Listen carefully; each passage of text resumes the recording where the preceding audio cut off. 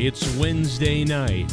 A cage match between Kenny Omega and Jon Moxley will end in blood, but it will also end in a treacherous, violent heel turn by a mentor, a friend, and a longtime manager. Tonight, AEW Dynamite brings you the brutal cage match of 2023 between two of the most hardcore. I don't know what I'm doing. What's up, everybody? You want to play some games? When you play your little fuck game. Want to play some games, chat? You want to play the game? What's up, chat? Guys, the biggest thing you need to do right now is you need to hit that like button. The first thing we need to do is to hit that like button because tonight, AEW Dynamite was a little bit all over the place at times. And then CNN Town Hall with Trump. If you missed some of the clips, I've got them. Pretty funny stuff. We've got some hilarious clips from Trump that we'll be playing all night because they're just frankly hilarious. Her and her husband, nice guy, John Johnson, he was a newscaster, very nice man. She called him an ape. Happens to be African-American. Called him an ape. The judge wouldn't allow us to put that in. Her dog, or her cat, was named Vagina.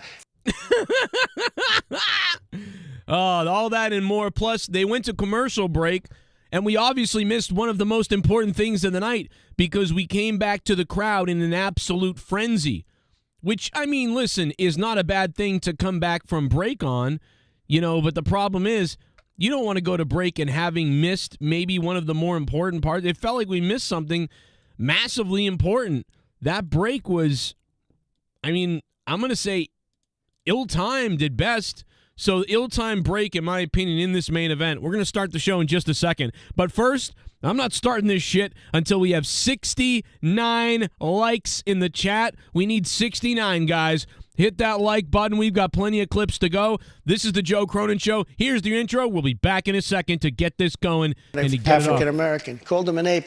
The judge wouldn't allow us to put that in. Her dog, or her cat, was named Vagina. The judge wouldn't allow to put that in. This is the most mature audiences only shit you've ever heard. Period. From Boston. Broadcasting all over the world. Send the soy boys home. 'Cause we ain't gonna sugarcoat shit. Drop down, let me give it to you. This is the Joe Cronin Show. Now, here's Joe Cronin. Joe Cronin.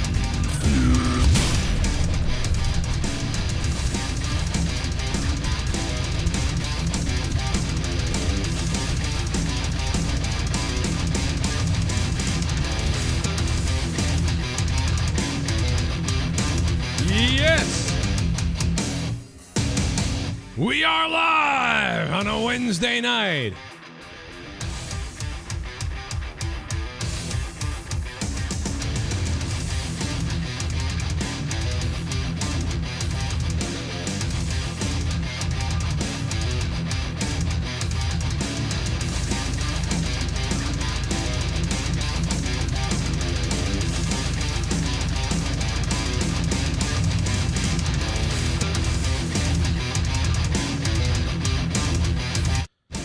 Did you guys miss my daytime stream today? Because if you missed my daytime stream, you missed a whole bunch of fun earlier today. Let me tell you something. You missed the unhinged Cronins. Look at these people. Ow! You did? You have no teeth. You look crazy. I just realized that. Look at this kid. He's got no teeth. He lost his teeth. Ah! Ah!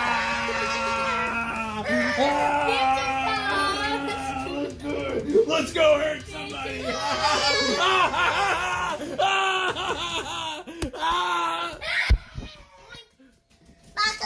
We're gonna do this and Guys, let's go mess up Mummy's. Let's go mess up Mummy's clothes. Put the chat up early. Ow. Ow. That's right. We're unhinged in this place. You guys gotta follow me on Twitter at MetaWorldOnline on Twitter, guys. At MetaWorldOnline. Don't miss it. You'll miss pictures like this. Like the douchebag pose. I mean, come on, dude. Who doesn't want a piece of the douchebag pose? Come on. Look at this. I mean, dude, you guys are... You think Instagram's crazy for pictures. But nothing compares to Twitter. Okay? Be a part of my Twitter. All right, so AEW is over. One of the first things I want to talk about real quick is I want to kind of mention that women's match. You know? And I'm talking about the hardcore one between the Dumb Bunny and whatever the other... I don't even know the girls that competed at this point. I don't even... All the women in AEW are... Okay, let me take it back. All the women in AEW who are like the sub-women wrestlers, like the ones that aren't really vying for the world title, the ones that are in the mid-card or lower mid-card, all those women, for whatever reason to me, they're all like the same. They're all the same. All the women, they're all the same. They're all like interchangeable, like sexy-ish, like, and they don't wrestle well, but they can get out there and have a crash and burn match when it comes down to it here and there, you know? And I thought tonight they did. They had one of those crash and burn matches. They went out there, they had all the weapons, the tables, there was botches, there was good stuff, there was just stupid. It was just a fight. We're going to go out there like it's a backyard match, and we're going to have a backyard wrestling match in the ring. To me, that's what I saw. And that's fine. If that's what they want to do, do it. That's okay. It entertained me like a good amount. You know what I mean? They went out there. They looked good. You know, that was hot. And then they went out there and they crashed and burned a whole bunch. I have no problem with that. They missed the chair spot at the end. I think Excalibur, I think that's a big mistake on commentary. They clearly missed the chairs. Excalibur should have just said, what a move, avalanche, or a superplex off the top rope. She wanted to put her in the chairs, and she missed. So, instead of going for the pin, look at this, submission after that move. Well, that's a smart idea. And there she tapped out. What a great correction there. Immediately after she landed it, and she obviously got the wind knocked out of herself. Whatever you got to say, but saying like, oh, she hit the chairs or lower back, it's like, no, it didn't. It looked, you can go either way. You can try to cover it up, or you can try to paint the story the way you want it to go. In this case, it was a clear miss, and I don't think that they should have painted the story because it wasn't there. You missed the chairs. You know what I mean? You completely missed the chairs, but that's fine. And luckily, it was a submission to end the match. It wasn't like a pin, because that would have looked kind of crappy. You know what I mean? Superplex can certainly end a match. But clearly the chairs were intended to be like this epic thing. So I'm assuming that they did end the match the way they wanted to. But whatever. Anyway, so we're going to continue to talk about AEW Dynamite from the beginning to the end. And we're going to get into all this stuff. A huge heel turn. Don Callis turning on Kenny Omega. How do you feel about that? We're going to talk about that. I will later on, stick around for later. Later on, I will break down the Donald Trump town hall. But this is a wrestling show, so I want it to be all wrestling at this point, because the people that don't want to hear about politics, even though I'm not going to get too political, I'm just going to get kind of silly with it, and I'm going to actually rate Donald Trump's performance. We're going to watch it, and I'm going to listen to it, and I'm going to award him points and stuff like that. It'll be amazing. I think that's what I'm going to do, and so we'll have fun with that. But that's later, separate time. But for now, we'll continue on with wrestling only. That way, the people that don't even want to have fun or joke around about the Trump town hall on CNN, you don't have to listen to it, so we won't do it. Okay? That's my promise. Hit the like button and stick the thumb up my ass. And if you can, we need to get to 100 likes. That's what we really want to get to, is 100 likes. But here is one clip. Vagina. He did say that on the air. Or her cat was named Vagina. Her cat was named Vagina. I mean, where else are you going to hear someone say that? Her dog or her cat was named Vagina. And now this is the same lady that went on the air and said rape was sexy, I think, too. She's very bizarre. But we'll talk about this later. But there is the clip that is too funny to not play. American called him an ape. The judge wouldn't allow us to put that in. Her dog or her cat was named Vagina. That might be one of the greatest things I've heard in a while. So I appreciate that. Very good stuff. And let's see if there's any donations out there. Let's see if there's any donations. And if there are donations, you can super chat or you can use the Streamlabs link pinned to the top of the chat. This is the Joe Cronin Show. They're trying to shut us down all the time. They're trying to end us. But you just keep funding the virus known as Joe Cronin on these wrestling reviews. The wrestlers, many of them hate me. They can't stand that I give my honest opinions about what I think. They don't like this. Nick Aldis blocked me, for Christ's sake. So many of them have blocked me, but I refuse to give up and to give in. I'm going to tell it like it is, and I don't give a damn who hires me or doesn't hire me. I'm going to keep it as real as possible. There's something going on up in space. There's something going on up in this place. There's something weird kinda happening, strange kinda happening, things are kinda happening. What the fuck is happening? Aliens. It's Allison! Extraterrestrials. Freaking Tuckwob! Give me a shot. Nanotechnology. I'm not me. You're not you. I'm fucking crazy. Split personality. Scott McKinnon.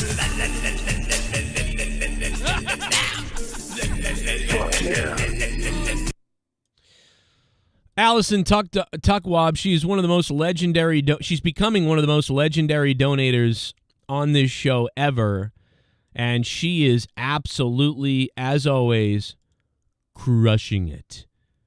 That's right, Allison Tuckwob, absolutely coming in and crushing it. Thank you, Allison. You just jumped up ahead of the one and the only Hulk Hogan, if you can believe it or not. Look at that, Allison Tuckwob taking over Hulk Hogan, which we talked a lot about Hulk Hogan today on my daytime stream. Hulk Hogan. I even went to type Hulk Hogan. Allison, you are the top donation of the stream. Allison, thank you so much, Allison. It's good to hear from you. She didn't say anything, but I know that she's wonderful. She's amazing. All right, so let's get into AEW. Let's start at where do we want to start, actually? I'm going to bounce all over the place tonight with AEW. But first thing I want to mention, I mean, I've already mentioned a few things, actually, but one of the first things right now that I want to mention is that, the House of Black came off. I don't know if you guys felt this way. Maybe some people really like them. I don't know. I thought that House of Black tonight kind of came off, I don't know, like flat. I just thought House of Black came off flat. I thought the lighting thing, I don't like the lighting thing they're doing. You know what I mean? They're doing the Bray Wyatt thing or whatever, the mood match. I don't like the mood match. Because unless there's an epic special event, like you said, this is going to be a blackout death match or some kind of special thing, I think dimming the lights just for the House of Black is stupid. It's the same way where every time Bray Wyatt was wrestling, they turned on that stupid red light. It took me out of it. It came off flat tonight. Not very well done. It was flat. The only word to describe it. It was just flat.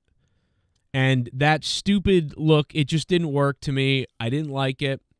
It was all right. I mean, but it just was nothing. It was just whatever. We got the news earlier that there could be this $1 billion deal happening with AEW and Warner Brothers. So if that's the case, I mean, that's huge.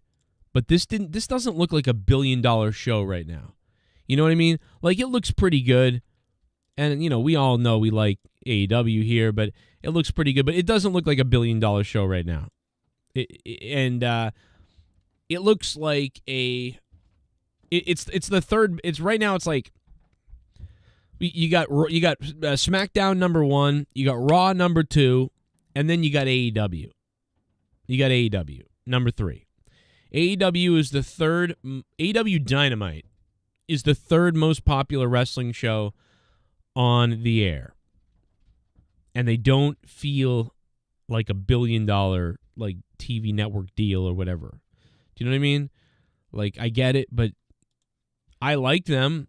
I mean, I thought tonight was nice, but I don't think it didn't like blow my mind tonight. The cage match was I think the best thing, which is, you know, what we thought would happen. Finally, fine. You know, that is what we expected. And I thought that the women's fight was nice too, because here's why. Because I'm sitting there and I'm seeing like kendo sticks and trash barrels and just shit everywhere. And I'm like, you know, one of these women are going to botch something. They're going to get hurt. It's just chaotic. I don't know what they're going to do. And so as much as it was like a shit show with the women, you know, beating each other, having this sort of hardcore match, which I do think could, you know, risk taking away a little bit from the cage match later. But just having this sort of, it was like an Attitude Era women's match. You know, like it was like Terry Reynolds versus Trish Stratus in a hardcore match. That's what it reminded me of. It's like just chaos and sexy women. You know, both of the women are hot. I mean, one of them was wearing too much clothes, but they were both very good looking. And they beat each other down like a backyard match. And it was very reminiscent of like an Attitude Era, like video game hardcore match between two women. So I was entertained by how ridiculous it was. You know, it wasn't amazing. I would say it was a kind of a 6 out of 10 entertaining, just slop, a schlocking, a sloppy like beating match. And I'm okay with that because they were good looking. On top of all that, call me sick. I don't give a crap what anybody calls me. The fact of the matter is that's the fact. Man, they were hot. Orange Cassidy's in the back and he's like, I'm sleepy. I'm sleepy. Well, I'm sleepy. Yeah, I'm sleepy watching you. I fucking hated seeing Orange Cassidy tonight. God, I think he sucked tonight. When Orange Cassidy came out, I didn't even want to watch what he did. I don't know why. I'm not normally this angry. There's sometimes where I've really enjoyed Orange Cassidy, but I don't like his new music for some reason. It's annoying me. I don't know why. It just irritates me. It's like doesn't fit him at all. I know that it's like his music from the indies, but it's like bum, bum, bum, bum, bum, bum, bum, bum. It's like, what? This doesn't make any sense, dude. His music should be like I don't know, bro. Like it just like I don't know, bro. It just doesn't sound right. The Pixies song sounded better for him. He's a weird fuck. So I didn't like this match, as I said. I thought it was flat. And I found it funny that later on, Orange Cassidy was like, I'm tired. I'm tired. Ooh. So yeah, bro, I'm tired too. Because you suck. Your team sucks. What a waste of Bandito, too, by the way. An absolute waste of Bandito. And Jungle Boy had a pretty good promo. So the best things of the night tonight for me, like just thinking about it, the best things of the night for me were the cage match, the fun of that, the story they're telling there. That was the best thing of the night. Should be. It's the main event, so that's good. The second best thing of the night was the women just beating each other up for whatever reason. The third best thing was Jungle Boy's promo. Christian came out tonight and he sounded like Bret Hart cutting a promo. Ricky Starks then cut a promo that just told me he's a fucking nobody. Man, Ricky Starks is about as entertaining as like a douchebag who comes into the jewelry store to buy a gold necklace for his fucking Italian brother. jam, boom! And I was gonna put you in the ground. Bro, Ricky Starks, you look like you're on like drugs, bro. And I was gonna put you in the ground, but I didn't go put you in the ground because I don't know why I don't put you in the ground. To put you in the ground. I look like a guy from Miami, and I look like I could be a ring announcer because I'm a real tiny guy with a gold fucking crucifix around my neck, and I'm about as exciting as diabetes. That's right. I'm wearing a sweatshirt made out of tissue paper. Bro, this guy is entertaining as fucking paint drying. Okay? You know who Ricky Starks is better than? That guy that they tried to get over that was in the circle with Jericho. Whatever that guy's name was, I don't even remember his name. Looks kind of like Trip from Star Trek Enterprise. That guy. Good Lord, is like I'm sorry, bro, but this is what you got, Ricky Starks. Okay. Juice, and that's exactly what I did. And of course, after the match, what happened? Jay White up blindside. Of course, after the match, what happened? And of course, after the match, what happened? That's what happened after the match, what happened? Of course, after the match, what happened? What happened? That's what, of course, after the match, what happened? Everybody really talks like this. Everybody cuts like kind of like the same promo. The independent wrestler promo, like there's so much of it. It's just everyone sounds like, so many people sound like an independent wrestler guy. That's what they all sound like. Nobody really stands out or looks like a star or a big person. Shot. I'm so sick of the Bullet Club, and I want you to. I'm so sick of the Bullet Club, and here's the size of my penis. It's that big. That's how big my penis is right there. 1 inch big. I'm Ricky Starks. I have the entertainment factor of a peeled banana. I'm Ricky Starks. I look like a peeled banana. So terrible. This is really bad. Understand something, Jay. You were this close Jay White, no! to getting hit with the Rochambeau. But let me fill you in on something, Ricky. We don't deal in almost, mate. And now you want your Let me fill you in on something. We don't deal with almost, mate. And then looks like the Malcolm Reed from Star Trek Enterprise. What is every wrestler now a Star Trek Enterprise person from Star Trek? They're all 5'8" people that don't look like they could really beat anybody up. Here's Mr. fucking $1 million contract, huh? This is the $1 million contract. A guy with a head that's too thin for his body. with Switchblade Jay White. You want it to happen in the perfect place at the perfect time. When the setting is as perfect as I want it to be, it's going to be you and me. You can't even tell which one's talking.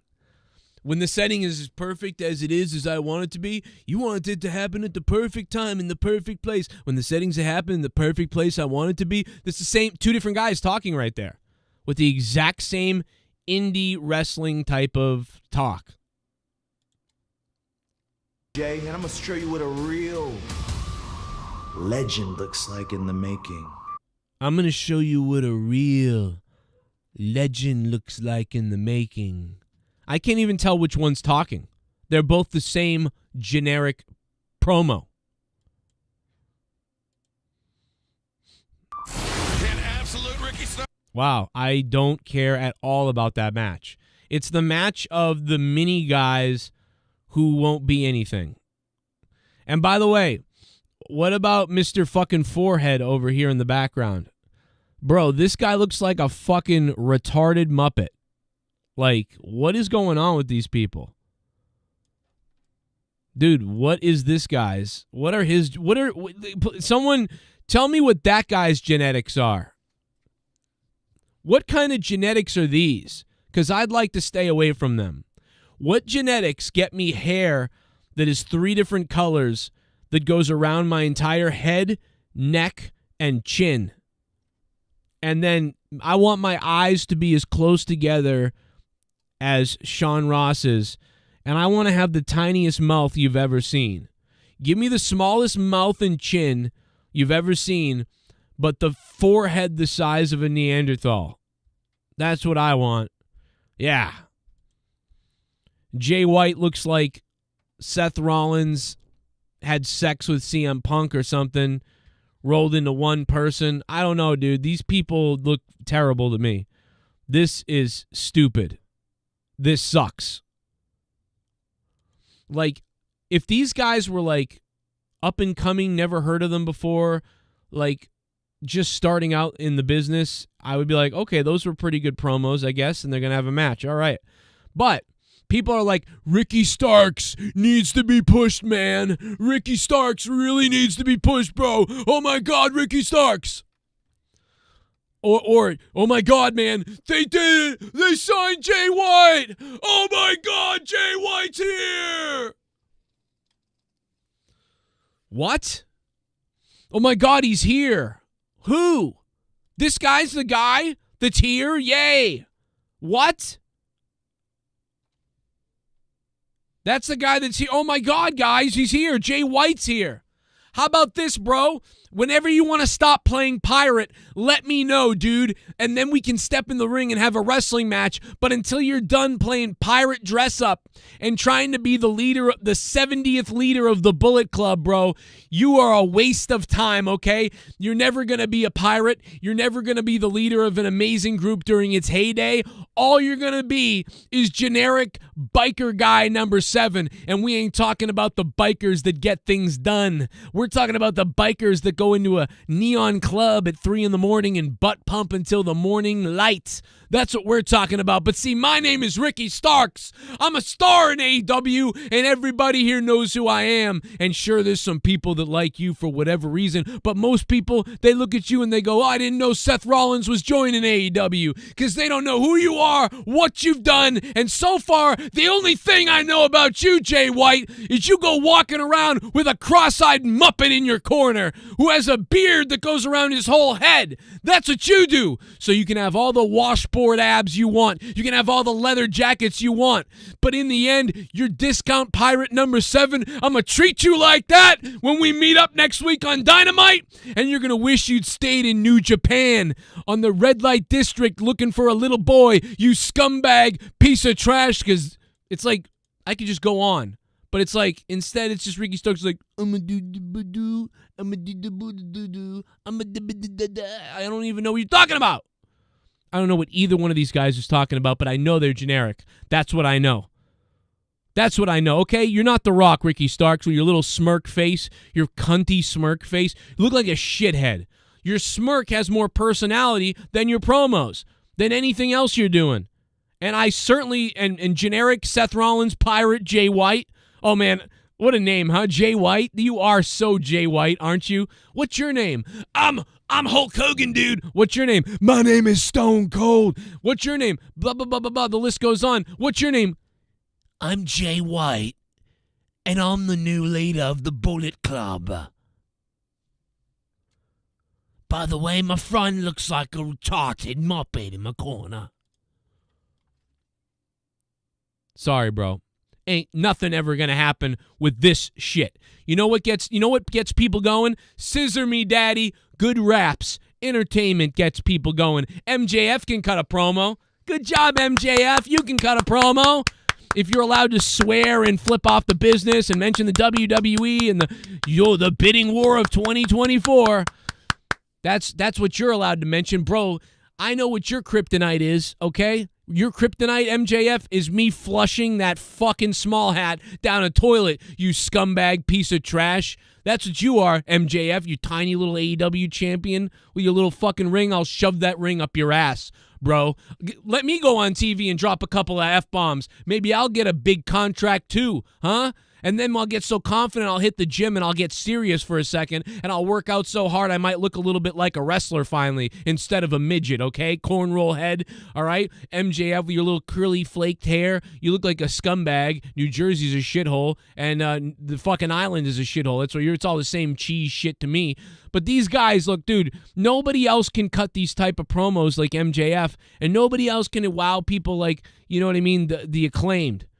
You got these two guys. Their promos are like two, I don't know, like low-level jobber guys have a beef.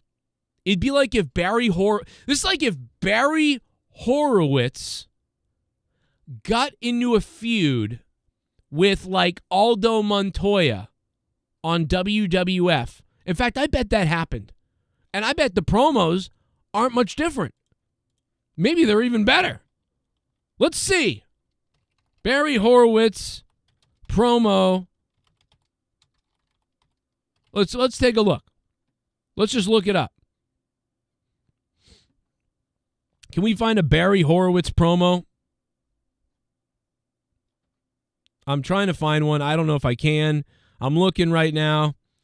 Let's see. Barry Horowitz promo WWF. Can we get one? Shit, I don't know if there's one on the internet. I'm looking right now. I don't see it. Shit, I thought for sure there'd be one, but I mean, I guess he just went out there and got beat all the time. So, all right. Well, there's no Barry Horowitz one. What about Aldo Montoya promo? Let's try to see if we can find one. Oh, here we go. Jerry the King Lawler, this match is very special to me. As a matter of fact, I'm going to dedicate this match to my good friend, Jake the Snake Roberts. Jake, this one's for you, baby. Well, okay, that's worse. That's worse.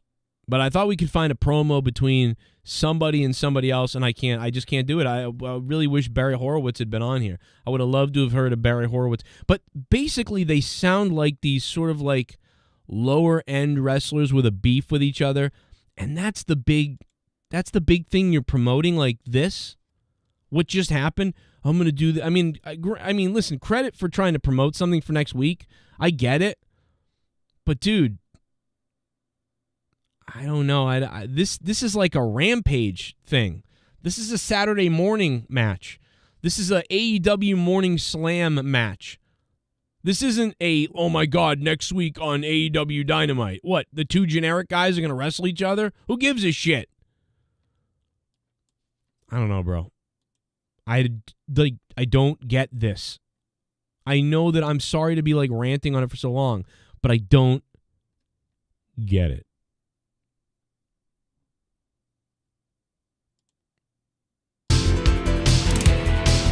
Whoa! Somewhere after midnight, in my wildest fantasy. Hey, it's popping up this time. Just beyond my reach, the Soundwave 92! Racing on the thunder and rising with the heat. It's gonna take a Superman to sweep me off my feet. I need a hero. I'm holding out for a hero till the end of the night. And he's gotta be strong and he's gotta be fast. He's gotta be fresh from the fight. I need a hero. I'm holding out for a hero till the morning light. And he's gotta be strong, he's gotta be soon.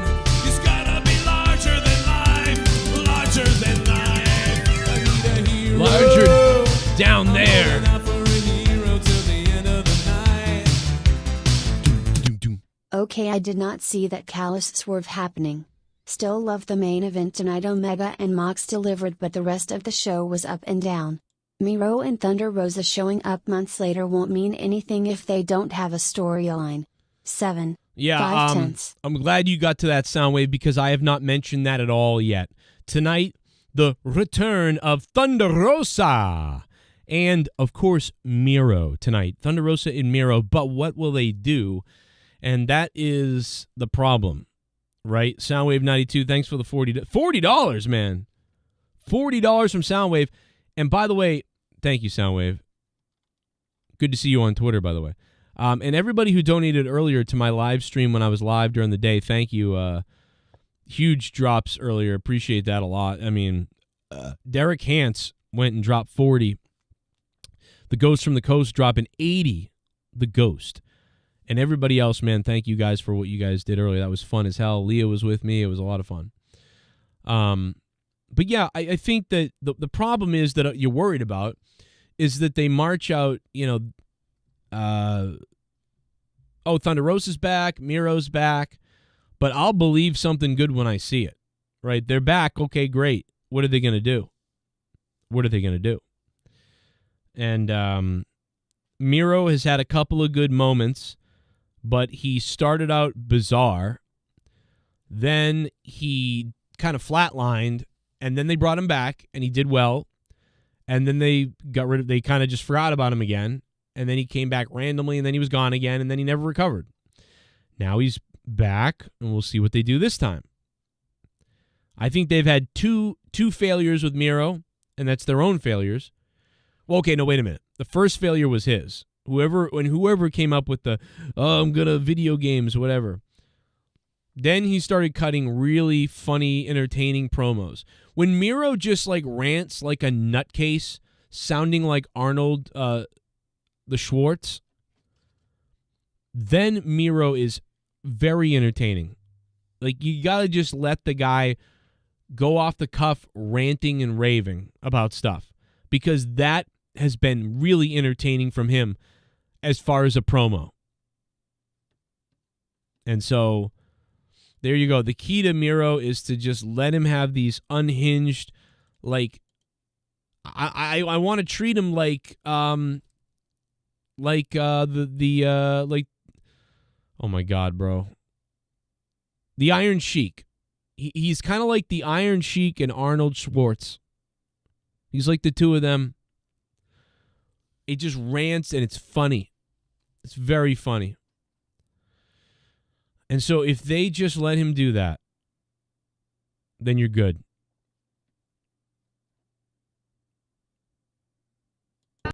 What the hell is this? What did you send me?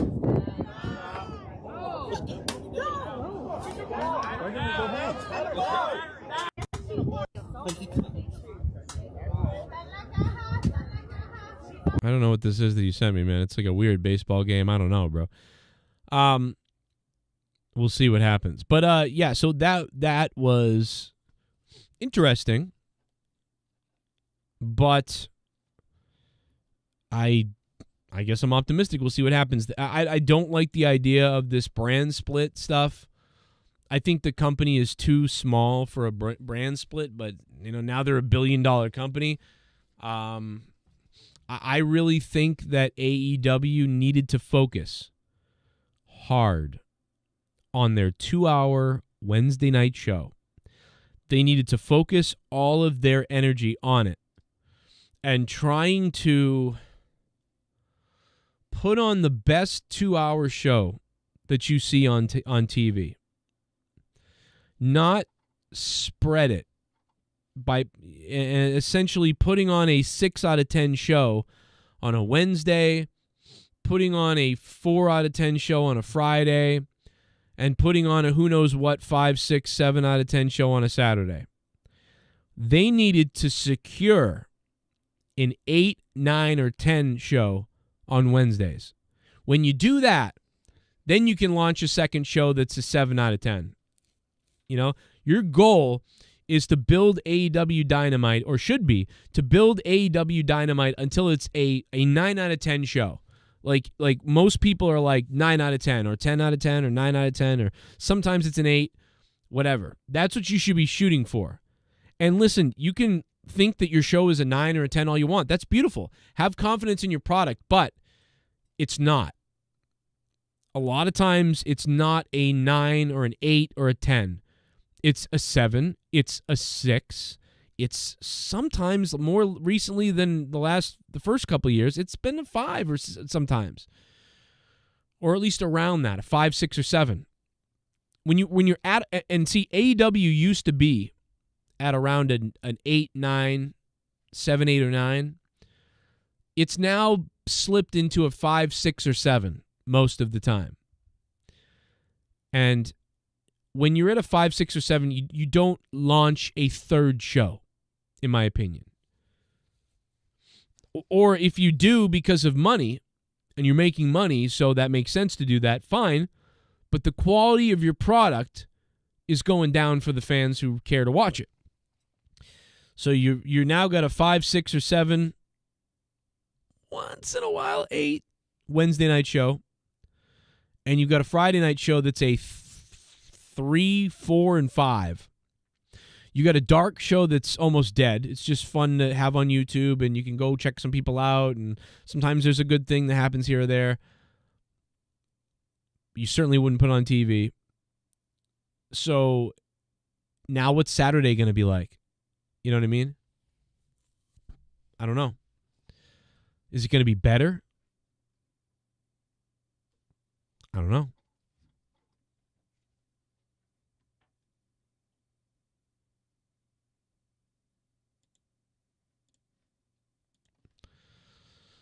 But I will say, thank you, Soundwave92, for dropping the $40, Soundwave. Really appreciate it, man. You raised a piece of shit. The Villain. Yo, Villain, how you doing, man? Appreciate it, bro. The Villain, 41 months in a row. He said, who turned heel? Don Callis did, I guess. I mean, okay, you're right. I guess Don Callis turned on Kenny Omega, but he didn't turn heel. So I guess maybe I wrote it wrong in the title. That's my fault. I made a mistake. Because Bullfrog is a moron. That's my fault.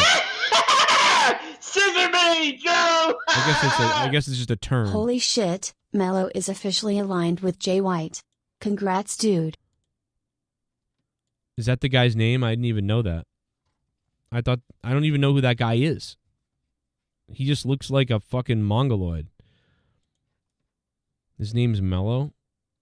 What, Mello Anderson or something? What's his name? The Goon! Yo, Goon, thank you so much, man. Thank you, bro. Thank you, bro. Appreciate it, bro. The milkman is coming for my wife. Jesus Christ. I hope not. Yeah. Well, I mean, listen. Subscribe! You better subscribe to him. Yeah, someone sent me a clip that said he's coming for my wife. Because I'm the milkman. I'm coming for your wife. We played this the other night, or a couple weeks ago, rather, I think now. How long? Whatever. We played it a couple weeks ago. Justin! Wow. I'm the milkman. I'm coming for your wife. I'm the milkman. I'm coming for your wife. Oh, yes, yes, yes. Oh, yes, yes, yes. That's the sound that your wife makes when you are not around. If I'm the milkman, I'm going to get with you. Oh, yes. Oh, yes. Paul Bear. Oh, yes. I'm the milkman. I'm still around popping it off, you know what I'm saying? In your Popping her off. moms and in your wives, if you know what I mean. Because I'm the milkman, I'm coming for your wife. I'm the milkman, I'm coming for your wife. Oh, yes, yes, yes. Oh, yes, yes, yes. That's the sound that your wife makes when you are not around. If I'm the milkman, I'm going to get with you. Oh, yes. Oh, yes. Oh, yes. I'm the milkman. I'm still around popping it off, you know what I'm saying? I wonder if you called the cat Vagina. African American. Called him an ape. The judge wouldn't allow us to put that in. Her dog, or her cat, was named Vagina. Her cat was named Vagina. An oldie but a goldie. Much appreciated, brother. There you go, Milkman. I have acknowledged you, Milkman. Appreciate that, Milkman. Always good to hear from somebody like that. And we'll hear more from a lot of people coming up in a minute, potentially live on the Discord. This sounds like a fantasy you have in your mind. I'm talking like a prince now. So that Oh yes, many people have lots of fantasies. All right, let's get back. Let's get back on track here. We've gotten completely off track here. My fault, by the way. If you're just joining us, please do us a favor and hit the like button and stick the thumb way up my ass. And let me know that let me know you hear me, okay? Stick the thumb way up there. And yeah, I other than that, you know, I think that there was a bad place commercial. And listen, you got to take a commercial break. You know, I understand it. There's got to be a commercial break. They've got to make the money. You can't just have a 30-minute show. You know, it's got to be more than that. They got to make money. But it came back, you know, and the crowd was like erupted. You know what I mean? Like they were losing it. And it was like, man, what did we miss? And it felt like we missed something because we came back and the ring's undone. He's fucking beating the shit out of him with the fucking ring. Whatever. I'm going into Discord right now. Discord's all fucked up. I don't know what the hell's wrong with it. There we go. There we go, Discord. Well, Trey, we can only hope that nature takes its course on Mr. Tubby Pants over there. You know what I mean? All dogs go to heaven, if you know what I mean. Do you know what I mean? The Goon, thank you for the $3, Goon. How you doing? Let's go to the Discord and see what all the Discord peeps are saying. And we got, looks like we got Jesse and Nerdy. Let's see. We'll get into it, man. We'll get into it. All right. Well, let's see. Daniel Bryan's expressions tonight when Don Callis turned were pretty funny. Like, he was like, Daniel Bryan looked like he was creaming. He was like, oh, yes. Oh, yes. Like, he was like so revved up. Like, he was like, oh. Like, he was making like Vince McMahon type of faces or whatever you want to call it. Very weird. Ooh, Nerdy's on the cam tonight. Yeah, Booby. Yeah, what a that was an okay show. I agree with a lot of the stuff that you were saying. I feel like it was a 6, maybe. That sounds right. Yeah, the main event is really is what I feel like could hit or miss, and they did okay. So overall, like, I think a 5.5 or 6 is a fair. Yeah, it might even be below, but yeah, it's like because the main event needed to crush it, and I don't think they crushed it, but they did like a 7 out of 10, 7.5 out of 10 match, but everything the rest of the night was below all that. So yeah, so I think Young Bucks. Oh my God, dude, they were so cringy tonight. I don't know if it felt like I didn't hear you mention them, but like, oh my God, dude, I don't know. That just annoyed me. All the chaos going on beforehand, and I see them all. The luster of this like whole show, like company, has been kind of tarnished by what happened with CM Punk. To be honest, there's unfinished, like, there's passion on hold. I have passion on hold because the company and the wrestlers themselves refuse to acknowledge what the problem is or happened or resolve it or whatever, and their like passive aggressive ignoring of what happened has left me feeling with I don't know who's the dickhead. So I'm left to basically think everyone's the dickhead. Like, I think CM Punk is a retard asshole liar. I think the Elite are like douchebag clique type of like holier than thou fuckheads. And so I come out of this and I think Kenny Omega's a pussy. Like, I come out basically thinking less of everybody. And that won't change. I have not changed from that. And that's the damage. And they did it. I didn't do it. You know, if they listen to this and someone were to say, well, Jed, fuck that guy. Yeah, no, fuck you. Because I feel that way because of you guys' actions and your pussification of your fucking little crybaby backstage bullshit. You know, either fucking fight each other or talk shit and get this going, or if you're going to ignore it, it's going to be fucking lame, and it's lame right now. Until CM Punk fights the Young Bucks live on TV, I'm never going to let this go. It's just going to sit there, like, making me think, oh, this is stupid. Right. It's almost like, you know, we talk about politics. It's almost like, you know, CM Punk is a Republican who just says what he feels and just doesn't give a fuck. And you're like, well, he's kind of a dick. And then you've got AEW's acting like Democrats who aren't being transparent about anything. It is like that. That's funny. It's like we watch AEW because it's different from WWE, and you watch it more than I do, but because of the transparency that they had at AEW versus WWE, and now it feels like they're just as bad, or, you know, like you said, putting that passion on hold for something real. Yeah, I mean, it really feels like that. That was a great fucking analogy. See, I never would have came up with that. And CM Punk is the Democrat, but that's funny. But yeah, he is the one that's acting more like, you know what? That's so true, man. He's acting so much like Trump did tonight at the fucking thing. And you're right. The other ones are just this passive aggressive. Woo, we're gonna pretend it's not real or whatever. That was so good, dude. What you just said, you just summed it up perfectly, and that makes sense why I'm angry at that, because that's how I get angry at politics the same way. Like, will you guys just fucking do something? So yeah, that's a great point. But Don Callis turning, I guess I liked him with Kenny Omega, so I don't.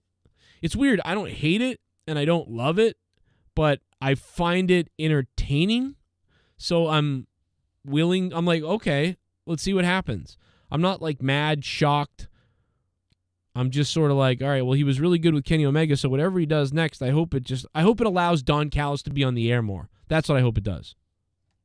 Hopefully he's not wrestling Ricky Stark next week or something, some shit like that. No, please God, no, yeah. All I could think was he's going to break his ankle in those shoes that he wears. The shoes that Don Callis wears, those shoes are like, dude, those are shoes that are like, you're going to roll your ankle in the ring.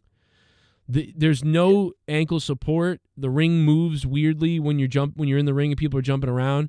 And those Don Callis' shoes, I'm not talking about the fact that they're all glittery. I'm talking about how low top they are. Man, that's why somebody, if they were barefoot, I'd have to tape my ankles like you wouldn't believe. So, super dangerous. Doesn't Matt Riddle tape his?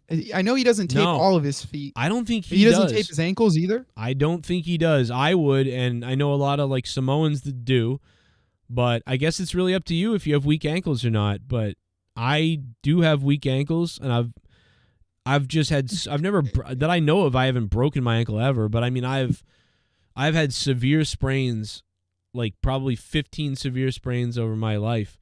And, that being barefoot in that ring without ankle tape, that would be that'd be rolling the dice. So Makes sense. Whatever that means. Think about it, Don Callis, for all your years in wrestling, put some fucking, he must have good ankles, but he doesn't look like he does. He looks like he's got chicken legs. Right. But, risk it. I don't know. You mentioned Orange Cassidy, and I like that they built segments into him leading up, but his character, just like you said, like his intro music, it's all shit. So I like what they were doing, but I wish they did it with somebody else. I don't know. He fell flat to me tonight, and then the funny thing is, after his match, I think it was, he was like, I'm tired. And I was like, yeah, man, that's how I feel watching you tonight. I feel tired. Like, my energy wasn't up for him. I had no passion or energy. I didn't care about Orange Cassidy. There's been nights where he made me care about him. I didn't care about him tonight, and then the last thing he said was, I'm tired. I was like, yeah, that's fucking basically how I feel. You suck tonight.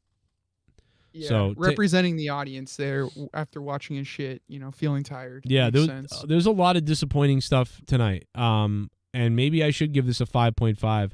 Because all I was looking forward to was the cage match, and honestly, that's all you needed to watch. Yeah, Tony Khan, exactly. Tony Khan was well in focus on a great HD background shot they pre-recorded. That looked good.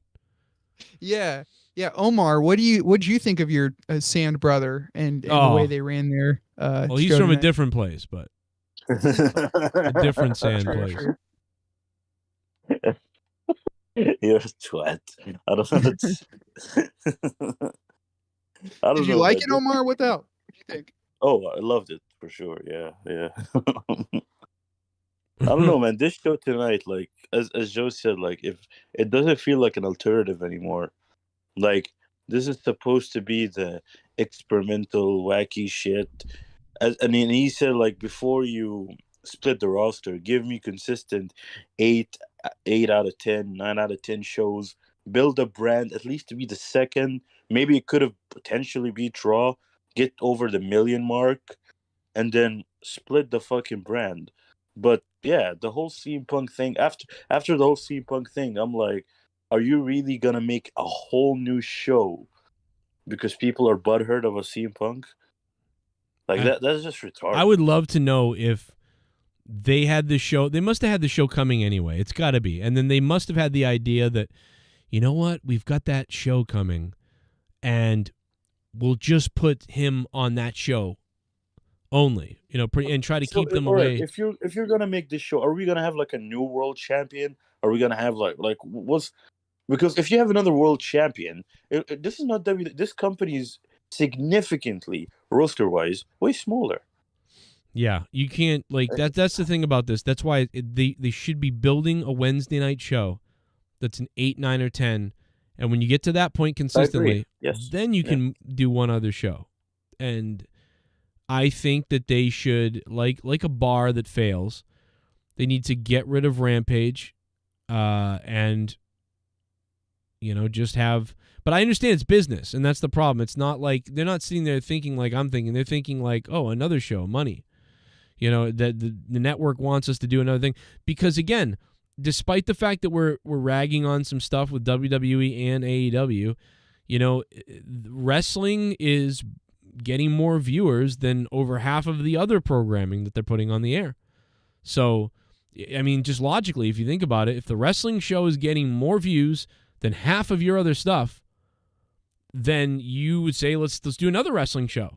Because even the worst one, Rampage, is doing the number that anything else would do on a Friday night at that time, for the most part. And by the way, one of the reasons wrestling does like decent compared to I know it doesn't do what it did back in the day, but one of the reasons wrestling is doing decent on TV now is because it's different. There's no wrestling on Netflix. There's no wrestling anywhere else. There's Peacock with the Library of the Past from WWE, and there's Peacock with the live events, so that makes sense. And, of course, AEW's events are digitally or pay-per-view. But there's no other place that you can turn on and watch wrestling, And so the networks hold wrestling valuable, because if you're a wrestling fan, you've got to watch on YouTube TV or on cable or somewhere. It's one of the only unique things. Everything else, like CSI dildo investigation, is on Hulu. It's on whatever. It's on all these different places. It's not just on cable and TV. It's on all these other places. And I think wrestling, maybe I'm wrong, but I think wrestling is only on maybe YouTube TV and maybe Hulu. I don't know if it's on Hulu. Someone could tell me that. I think Hulu has cable channel or whatever, has TV channels. So either way, it's still unique in that way. Everything else is somewhere else on movies and whatever series. They're on Netflix. They're on places. Yeah. But wrestling they don't end. The series don't end. The seasons don't end. So it's a constant thing. Every week there's another episode. So you can't take season 1 and take it away and put the first 7 seasons on Netflix or somewhere like that, and it's valuable. It's not like that. It's live, and it's happening now, and it's always happening, and it never stops. So yeah, there's not other than sports, right? Other than sports, this is the only thing that does that, and that's why it is like sports, and that's why sports have seasons.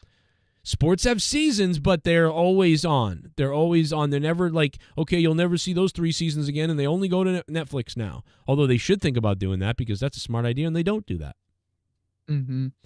So I guess it's because nobody would want to buy a full season, like a full NFL season, because they're only going to watch, the games that their team won, Right, but Luke, I would spend $10 a month to have access to a full library of all the NFL games. Oh yeah, well, but you know what too? You know what the other good idea would be? And listen, tell me if this does exist. I don't know. But when an NFL team wins the Super Bowl and they make the DVD and they go through from game to game. Week 1, they were here. Here's the highlights. Here's the story. Week 2, they were here. Here's the story. All the way to the Super Bowl, and you buy the Blu-ray because you're like, this was cool. You know what I mean? So you buy that Blu-ray, and I've got 6 Patriots ones, and it's amazing. But what they should do is take every season and do that for the season, like an hour to 2 hour long like season in review, and put those up on streaming services. Because, dude, right, if I was laying in bed at night, I might throw on a couple of the previous seasons of the Patriots and remember the story, even though they lost or whatever. It's something I'd see me doing. I could see people doing that. That's valuable. You want one for each team? Yeah, I mean, like every team has a 1 hour to 2 hour, season. Even for the Chargers? Yeah, sure. But now the Chargers are like the most stereotypical, like, who gives a fuck team in my mind, even though they did pretty decent last season. You think, well, All right. Well, I'm trying to think of who's the least popular football team in the NFL. I don't think it's the Chargers. I for sure would go back and watch the 2021 Jacksonville Jaguars when Urban Meyer was the head coach, Right. and he was going to strip clubs. Yep. After the game. I want to remember that, and they better put that in there. Urban Meyer was under scrutiny for this, that, and the other thing. He also made an appearance on AEW one night, and they play that. That stuff would be great. That'd be fun. You know who's the worst? You know who's the biggest who gives a fuck team? And this might not even be a team. I might be confusing it. The Lions. No, the Lions. See, no, listen, you're right that the Lions have sucked for a long time, but the Lions are huge. I mean, that is a legendary team in Detroit. You know what I mean? That's not. They might suck. Yeah, Detroit. They recently came back this year and last year, but you're right. The last 20 years, they've been nothing. Yeah, other but than Megatron, Calvin Johnson. They're considered a well. You know what I mean? That's a team with a lot Isn't of. Isn't there lineage. another team called the Tigers? No. Well, they're in baseball. What the fuck? You don't know football? Oh yeah, no, I think I might be thinking of something else. I think I might be thinking of. You're thinking of baseball. Bengals. I think I confused them with the Bengals because they had very similar. Yeah, they had very similar. Bengals, Cincinnati kind of sucks all around. Yeah, I'll give you that. Who's worse though? There's got to be I would say probably the Tennessee Titans are on the lower end of the bill of teams. Bro, they did really well in the draft. No, I know. Listen, they've been good, but I'm just saying, as far as the following for their team, what's the? I mean, because it exists. Somewhere there's a team with the least amount of followers of any NFL teams. Who is that? True. I mean, I'm that wondering. annoys me. By the way, that annoys me that teams that nobody gives a fuck about always do really well in the draft. And it's like, wow, they drafted this person, and then the teams that are great. Like the fucking Patriots, when they were great, they always draft it like shit, and it was just doesn't make any fucking sense. Why is the Jets having a big trade? What have the Jets done in fucking forever? Andy Nerschel in the chat made a great point. The Houston Texans are absolute aides when it comes to football, but they had an excellent draft this year. Got the second and third pick. I would say Washington or Texas too. The only big team that does well in the draft, and not football in the NHL, Panthers. is the fucking Blackhawks. Did you fucking see they got pick 1 again for the fucking? I think it was the second time in 5 years. Oh, you're talking about hockey? Shit like that. Yeah, they're the only big team. Someone said the Cardinals. Thing is, I feel like the Cardinals are always the team that you see in the NFC championships that you're like, okay, they're gonna get their asses kicked. All right. As a Cardinals fan, I can agree that holds true. We're good. All right, guys. There's actually a chart. Can you believe this? There's a fucking chart for this, guys. Did you know that? Wow. No, what do you? Oh, never mind. I'm sorry. No, it's the most disliked fans. That's not what I'm looking for. I'll tell you the Raiders are right up there. That's a pedophilia chart. The most pedophiles are all in Massachusetts. Specifically at Joe's address too. It's weird. Bunch of red dots over there. I don't know what's going on. they're all just coming by my house. Yeah. The worst ranked team are the Rams and Cardinals and Panthers. I'd say the Panthers might be one of the worst teams as far as popularity. Panthers, I mean, and we're not saying, I'm not bashing these teams. I'm just saying somewhere there's the least amount of fans that support one of the teams. Who is that? And their team would be so who gives a fuck about them? It's that even people in their own state don't really root for them. No, it's they've got a lot of fans. The Rams might be the worst because the Rams, they're owned by what's his name, Stan Kroenke, and Stan Kroenke owns Arsenal Football Club, which is a soccer team, one of the biggest soccer teams here in England. Right. And basically what he'd do is he would take dividends from the soccer team in England and he would fully fund the LA Rams and Sophie Stadium. That's what he would. Well, so that's how they won a Super Bowl last 2 years ago or whatever. The business of when you're rich, you just buy stuff to make money everywhere. Arsenal, on the other hand, which are a massive football club, they haven't won a championship in 20 years. Yeah. It's basically just fucking over. It's like the Maple Leafs. You know what I mean? They have the highest prices in hockey, but they always blow it. And then it'd be like if the owners tomorrow were like, well, the Red Sox are like this. The owner and the The Red Sox are like, you know what? Let's buy a football team and put all this energy into this shitty football team somewhere. And then let's do this and own a NASCAR team and let's do all these other things. And the Red Sox, they're making like retard trades. It's like, okay.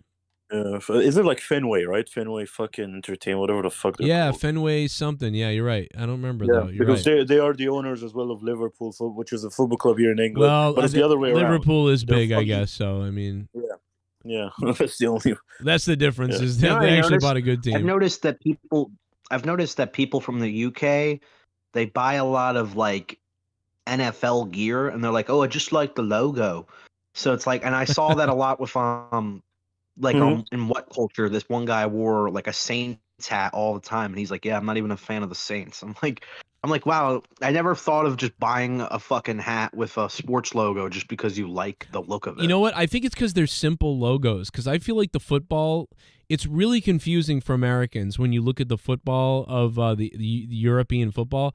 You're like, what is that? It's like secular Scotland Yard, and like it's like there's this big crest and all this shit going on. You're like, what the fuck? But like the NFL logos are like a lion with a sword in his hand. Yeah, like it's just confusing. Lannister. But in America, it's like the Patriots. It's a fucking like roided up looking soldier guy, like with the red, white, and blue. Like the Jets, And it now says it's like- Jets. It's like and we're now it's like an retards. alien. Dude, the Bruins a fucking bee. Yeah, like Now the Patriots logo. Now the Patriots retarded. logo is like an alien who moved to America. Yeah, dude, it's I all guess like supposed that. to be a Minuteman. The Dallas Star Cowboys, it's just a fucking star. Like it's like we're retarded, dude. It's like, oh, we're the Triangles. We're the Triangles, and we're playing the Mets. Like, meanwhile in fucking England, it's like you're playing like the Arsenal and the fucking Liverpool Combat fucking Cyclones, like, and like there's all this shit on a crest, and there's a lion's head, a sword, a shield, grass in the background in 4 different colors that don't go together. Yeah, Arsenal is like a cannon, and Liverpool is like a phoenix, like an actual phoenix. The logos There's a of whole the soccer fucking teams. synopsis. There's a whole synopsis to a plot like written below the fucking logo. Yeah. The logos Like to the soccer Liverpool- teams look like math equations. In America, they're just like Liverpool, it says like you will never walk alone under the fucking logo. I mean, like what does that mean? You want to point out the most retarded team names. You look at the WNBA. They let women pick those names. You've got like the Seattle Storm. You've got like Phoenix Mercury. But You at got least those are teams easy, named you after know? the third planet, the smallest planet in our fucking solar system. I like that. But they're I easy. like that. GTA made fun of the WNBA, and they're like one of the team's names was like the Salamanders, like just fucking the worst names ever, like the Salamanders, look at like these. the fucking the spiders. LA Look Sparks. at these. They don't even have a team named after a fire. It's just the Sparks. it's like See how confusing these are, bro? In America, it's just a fucking star or something. In the UK, it's like, what is this? There's two, like, there's a crown, a fucking dog or a lion. There's a blue and white line stripes diagonally across from each other. The red boldness across from each other. Then a Believe it or circle not, around that. Like, these are like there's a so couple- elegant. Like, yeah. it's hurting my head There's a looking at couple- these. There's a soccer club called Queens Park Rangers. I mean, that's all. Yeah, These all look like labels to a beer.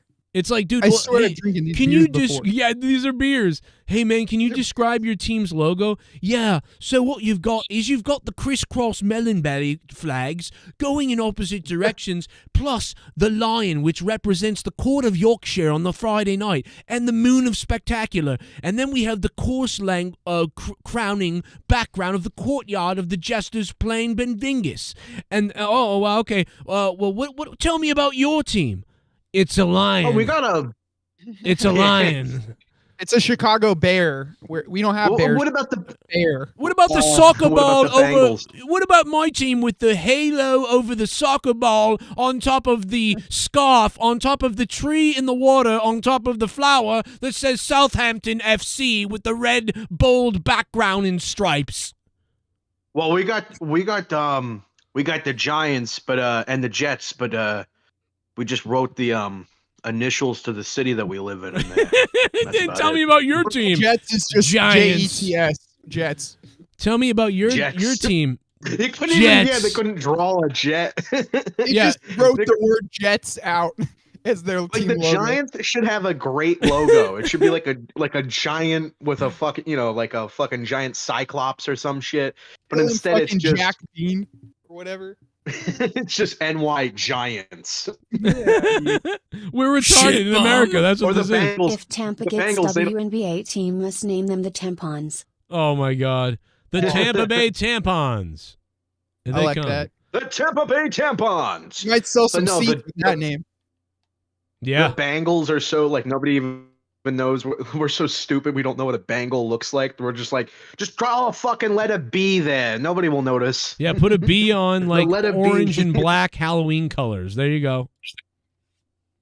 And I But mean, isn't that the color of a tiger? No, it's a Bengal. maybe that's why the guy from the What Culture likes the Saints the best, because that's probably one of the most complicated logos the NFL has. Yeah, true. Yeah, Like probably, yeah. New Orleans Saints is a big name, and then that weird Saint thing is. I mean, it looks weird. It almost, but it's It looks like an Italian team called Fiorentina. It's identical. It's the same weird cross flower kind of Right. thing. It's identical to an Italian team. But they Italian probably football have team. 7 more things on their logo still somehow. Yeah, those What Culture guys are from England, and they're into the pedophilia, and the Saints are kind of like Catholic, so it's kind of the same thing. I can see how they're into that. Wow. Well, you can reach him at Always Nerdy on Twitter. All you, whatever What Culture. I think people. the best name is the simple, but Chelsea Football Club in London. Yeah, that's an easy one. London. Chelsea. It's perfect. Why'd you say Now it's so, is- like- why'd you say it's so like flamboyantly and gay? Is, because it's the, is Chelsea a it's the shithole? club- Because it is in Massachusetts. Chelsea in London is one of the richest fucking areas ever. Oh man, It's not like Boston. it's a dump here. Yeah. Oh, really? It's rich, is it? Does it need a BLM Chelsea. protest to come show them what's up? Football Club, Chelsea. Well, what the fuck do you mean it's not like Boston? Like, is that like supposed to be some fucking like smart comment that you were making?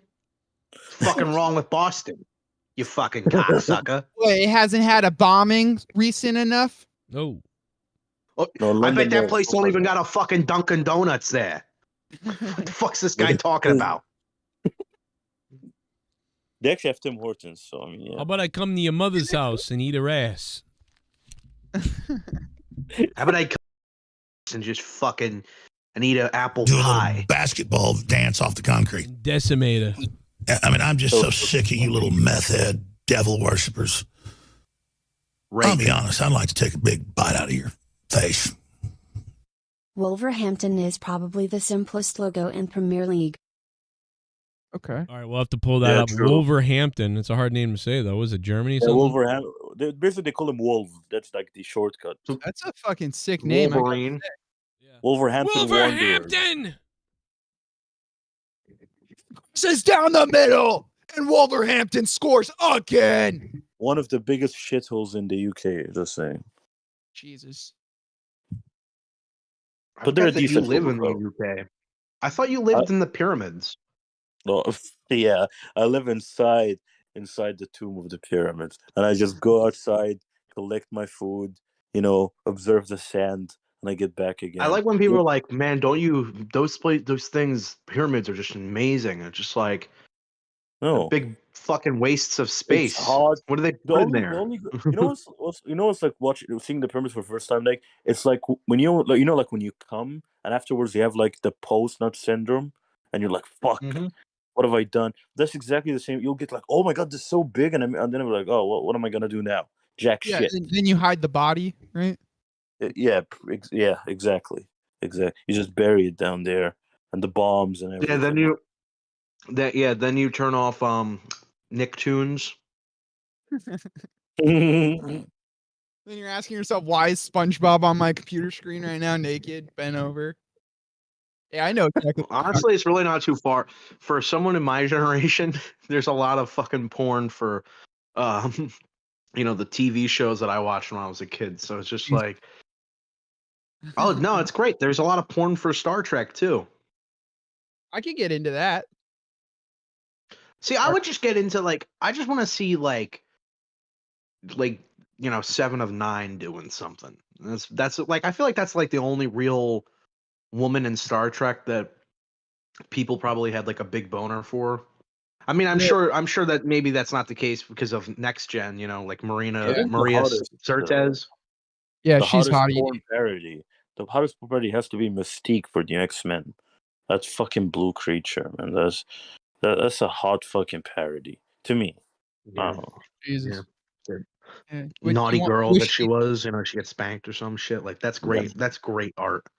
That blue pussy.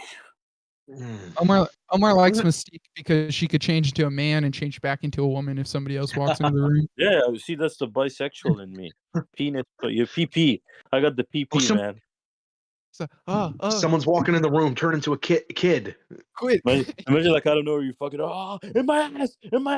Oh no. He thinks that's gonna make it better. He thinks that's gonna make it better. Like, oh shit, turn into a kid, and then they walk in and just no, I wasn't gonna. No, man. I wasn't getting a blowjob from a guy. It was just a little girl. Dude, remember that scene from The Boys when fucking Homelander was like, I think he was sucking himself or some shit like that. Yeah, he had a dude clone himself. That was sick. Yeah, I would do it. I would blow myself. Dude, but you would have to convince a guy who transforms into things to transform into you and then suck your own dick. I think that'd be pretty tough. No, I would just like learn how to suck my own dick with like, get my legs behind my head or some shit. Oh, I see. So like if Wolverine, like you would break your own back knowing that it could re-heal, but first break your back to suck your dick. I could see Or have the ability to make my dick big enough for it to just go in my mouth with no problem. Dude, that's sick. There is a guy on the show, The Boys, that does do that. So credit to that. Have you seen that? I haven't watched The Boys. Oh, I haven't watched any of The Boys. Oh, you're missing a lot. It's anti-Marvel, anti-superhero stuff, so it's pretty sick. Great writing. I feel like that's how like a lot of shows that I hear. It's just like you should watch this, and I'm like, yeah, man, but I'm not gonna. The Boys, they make fun of the system so much, like it's fucking hilarious to the point they just basically the superheroes in the show are the assholes, and the good guys are just a bunch of scumbags.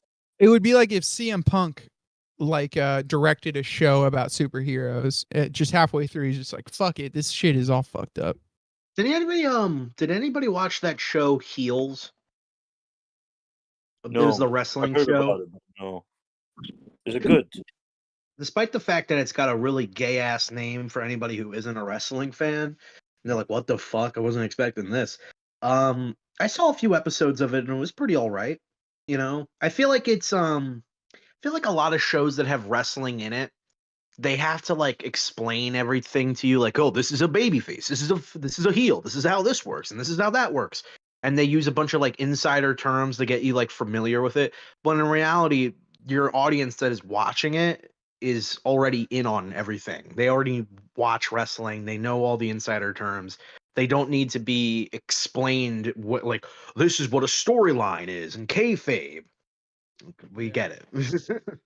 We don't need to be spoon-fed information like we're marks. My fucking Discord just shit on me. God damn it.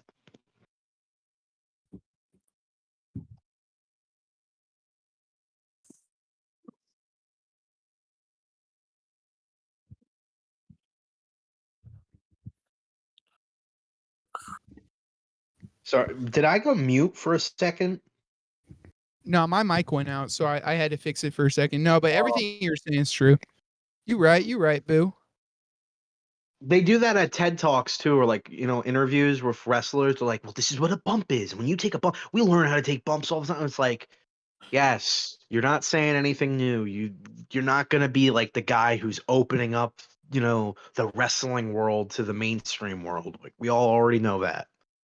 Yeah, and like honestly, like the dudes that are clicking in just because like it's wrestling, they don't need to know what a near fall is every 5 seconds, because the guy kicked out a 2 or whatever. You know what's funny? Like wrestlers would explain. Sorry to cut you off. So wrestlers would explain everything like very vividly. Like, oh, this is the good guy and the bad. But then when you listen to like the important people in society, like scientists, politicians, they would speak in the biggest riddles ever. I'm like, hold on a minute, weren't you supposed to explain this? Oh, are you talking about how wrestlers explain their craft next to like scientists? Yeah. Like wrestlers go into huge detail, where they kind of throw everything on the table and they over-explain it. And then people who like have the jobs that actually matter, they're like talking in vague riddles. Exactly. Well, I got this company 19. I'm not following up. Well, fuck yourself then. Yeah, that shit's gay. Are you guys gonna watch the next AEW show then, or did this pay-per-view make you not care as much? Oh, I didn't even call in because of AEW. I just called in because I have no friends. That's okay. Me too. No worries. It's all good. I do have friends. It's just I don't really hang out with them outside of work. I didn't do that when in school either. It's just like people were like, "Yo, bro, you should hang out sometime," and I'm like, "Yeah, okay." And I never really tried to reach out more because I didn't want to be that guy who actually it's like, okay, cool, want to hang out? Like, oh yeah, sure, and then they never get back to you, and then it's just embarrassing. It's like, why did I even put myself out like there? A clown. Exactly. Yeah, and that's why I don't have a girlfriend, not because of any other reason. Right. Yeah, it's not my crippling depression or the fact I'm a loser. That's just me. It's not the fact that I'm extremely overweight and haven't graduated high school. I'm not maybe not extremely overweight, but definitely overweight. The other day, I had I had a wake up call to myself, basically like, oh my God, what is wrong with me? Because I passed McDonald's and I was like, oh, I'm kind of hungry. You know what? I'm gonna get some stuff from McDonald's. I got 4 double cheeseburgers and a large fry, and I ate it all within like 3 hours. Just going like, oh, I'm hungry. I'll have one of those double cheeseburgers I got. And then when I finished it, I was like, oh my God, what the fuck is wrong with me?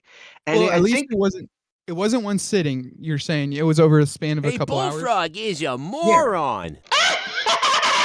Scissor me, Joe! I saw a picture of Sarah J in an NWO shirt with WWE action figures today. I was thinking, please keep her away from the action figures. Jesus Christ! Wow. Sarah J. Did he masturbate to that? Gerald Armstrong, OG. What up, Gerald? Dude, I thought he was going to say that he jerked off on the doll. Well, to make you feel less worse, Luke, I had 2 double big tasties yesterday and a triple cheeseburger. So you're not too bad. You're doing good, actually. I feel like when you get from fast food places, you like have this in this mind that you're like, oh, I'm gonna get one thing and then I'm not gonna be stuffed, and it's just like, I always overdo it. Yeah, you don't eat all of it. Do the same thing. Well, it's because it's so expensive there. It's just like, well, I might as well get what I'm, what I want. Get some fucking. Yeah. I'm not gonna spend $15 on a meal that didn't stuff me. So I better get the stuff that's gonna make not make me hungry anymore. And then you get like way too much shit, and then you realize while eating it, you're like, I'm not even hungry anymore. I'm just eating because I feel obligated to. Exactly, because leftovers from fast food, fucking, other than pizza, are fucking shit. It was McDonald's fries and just taste like complete trash if you put them in the fridge. Oh yeah. You might as well throw them out back in the garbage can at that point. There's actually I feel like Burger King, not their fries, but I feel like their burgers taste better if you put them in the fridge for a while, because I don't know, every time I eat from Burger King, like I'll have like a few bites of the Whopper and I'm just like, I can't finish this at all. And then I'll put it in the fridge. And then the next day I'll eat it. I'm like, why didn't I finish this like automatically? Like, I don't know. Maybe shout out to Heart Disease, coming in. We love you. But I agree with you, dude. Reheated Burger King is probably the best next to Taco Bell of the fast foods. Taco Bell. Yeah, I love Taco Bell. A I think reheated 5-layer burrito is the best. there's only certain things I'll get from Taco Bell though. Like I'll get the quesadillas. I'll get those cinnamon roll things they have now. The I forget what delights, dude. Cinnabon delights. So they're good. so fucking good. But then if you get like, I feel like there reaches a point when you're eating them where they stop being good and you kind of get sick from them and you're just regretting your choice of even getting them. And then also their fucking the cinnamon twists that they have. Yeah, those are really fucking good. Preach, booby, preach. And then the bloody shits that you take afterwards are also pretty good. Yeah, look, you're also investing in your toilet paper here when you're eating at Taco Bell. There's no doubt about that. Wendy's is pretty good sometimes, but it'll take 45 minutes to get your food. That's the thing. Well, Wendy's, it's like you have great fries, but just completely Spicy chicken garbage sandwich is burgers. fire. What? What? I love the spicy chicken sandwich, bro, at Wendy's and the fries. Yeah, dude. Oh. And the chicken nuggets, dude. I love the chicken nuggets. Yeah, their nuggets are good. I've only had their regular chicken sandwich, and it tasted very school lunchy, you know? Yes, I agree with that. I think the spicy chicken sandwich tastes really good, but I think their plain chicken tastes like that exact school chicken that you would get. That's funny. With the mayo on it. That's a great description. The spicy, sometimes I ask for them to get it well done because I've gotten it before where it's like still not cooked all the way. Now, that's a random experience, but their spicy chicken sandwiches, I don't think it can be beat. Even Popeyes or any of those other ones, they don't beat Wendy's. Chick-fil-A has the best just regular chicken sandwich I've ever had. It was so fucking good that, like, I don't even go to Chick-fil-A often because it's always so packed, and they don't deliver either. At least where I'm The at. judge wouldn't allow us to put that in. Her dog or her cat was named Vagina. Vagina. I always wondered if I would hear the president of the United States say vagina on TV. Like, imagine if I know that he's not the president right now, but imagine we were younger and Bill Clinton was running again, and he was on CNN. And he went, "Well, she had a cat, and her name was Vagina." Like, I would have lost it as a young kid. She was 3 years old, and I came all over her face. And I fuck your vagina. Her name was Pussy Twat. What a douchebag. That's not me who said it. It's not me who said it. It was the cat. I like when he sort of insulted CNN and the lady at first. He was like, people say that, what you just said, and they're liars. I'm not calling you a liar. I don't think you are. You're just, you think that and whatever. But, you're a good person, and, so all right. But then later on, he's like talking to her, and he goes, "Oh, you fucking, you're a nasty person," like or whatever. Yeah, like you're nasty. You truly are a nasty person. Truly a real terrible nasty person. Wait, what happened to her being a pretty good person earlier? Fuck happened? I always like when he talks about like celebrities that he's met, like Mike Tyson, great person, lovely man, and the fact that people turned on him, though, it was absolutely disgusting. Sir, we asked you about the economy. What are you talking about? Well, I don't know if she came on. I didn't say would you come on me to her. No, sir, the economy. Oh, I thought you wanted to come on me. I didn't hear what you said. Okay, I thought you said will you come on me, and I said I won't do that. That girl was kind of hot. The girl that was the moderator for Caitlin? CNN. Whew. Yeah, that bitch she was CNN's White House correspondent when Trump was in office. Ooh, so anytime she was the one who was always interrupting Trump, calling him a racist. Oh, really? Yeah. Oh, it's the same person. CNN loves that white chick so much. I swear it's their disguise for white supremacy is that they just put it behind a chick. And if you notice, her hair is covering both her ears. So she's got earpieces in, probably from multiple spots. And anytime Trump says something, she'll wait about 15 seconds till it's irrelevant anymore, and then try to snip in some sort of comment or, but it's 15 seconds after the fact. He's a tough guy to handle. So I think she was equally, tough to him. I think they both were doing the same thing, but she had to be tough. I think some of her stuff in the White House press stuff, she was an asinine piece of shit. But tonight, I just went on Tonight Only, the debate Tonight Only, and I thought I don't know, man. I think he made a mistake by being like, you're good and everything, and then later being like, you're a nasty person. It was like he kind of lost right there in that little argument. He did. I feel like Trump, at a lot of the times, he'll really just nail reporters and yeah, that guy is a piece of shit and he's he's lying and shit. But then CNN will cherry pick it and will be like, oh, Trump embarrasses himself over outrage because of reporter smashes Donald Trump. And it's like, that's not the case. That's not what happened. The problem was tonight you made and I don't know if we have the time. I don't know if I have the energy or time to want to go through this tonight, but I was gonna I didn't really even watch it. At some point, I want to play the whole debate. I might do it on my political channel. I don't know, but I want to play the whole debate.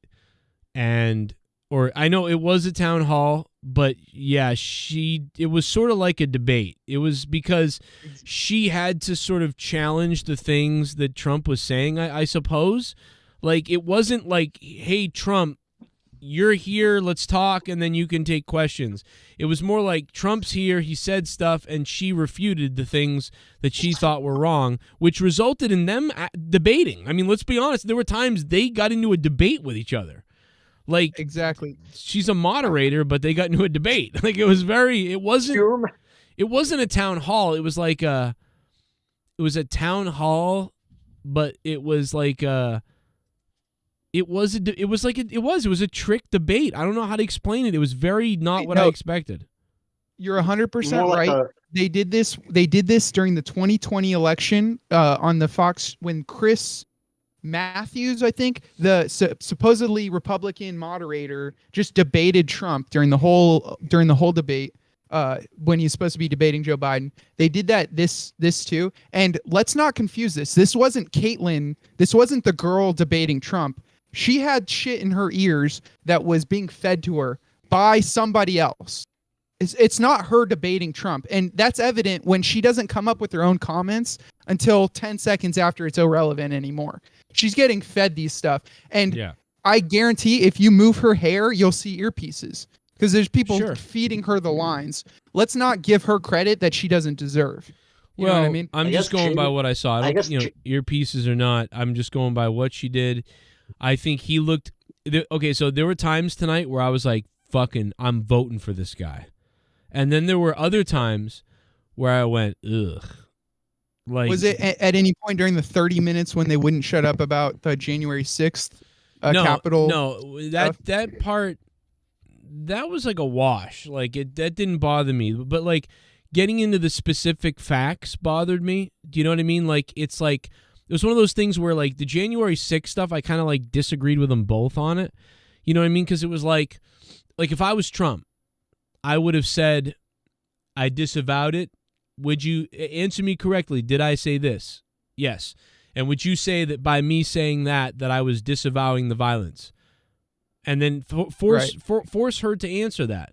Okay, so tell me where I incited it. You know what I mean? Okay, there. Okay, but I always disavowed any kind of violence. I never said let's go in and break anything and destroy things. Everything I said was peaceful. So can we agree on that?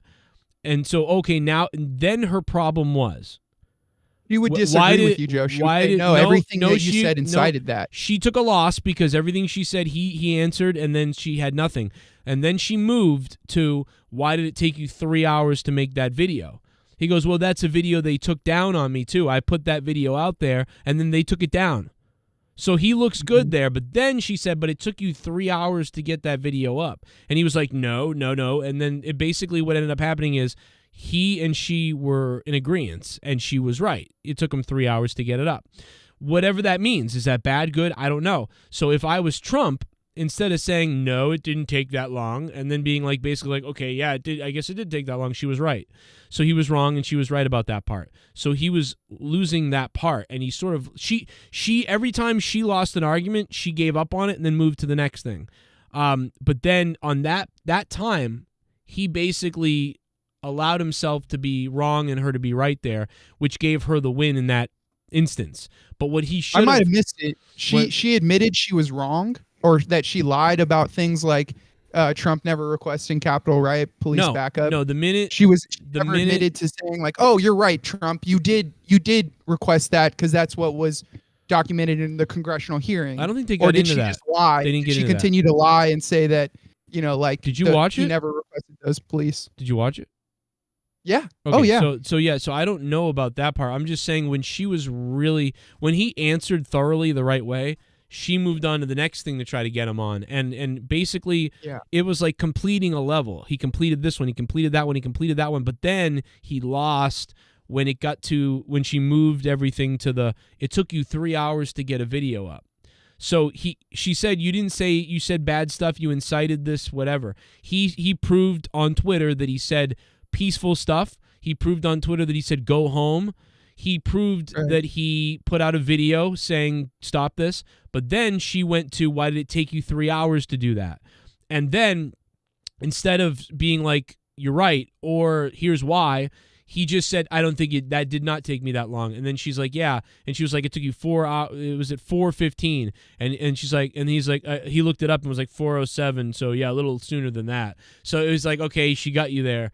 But what he should have done, what I would have done if I was on the stage, is I would have said, well, I was, you know what I mean? We were observing everything. I was traveling. I was gathering information, trying to figure out exactly what was going on. I was, there was all this stuff going on. 3 hours felt like 20 minutes or 15 minutes, But as soon as I could, I got a film crew and I got it out there, and then they took it down.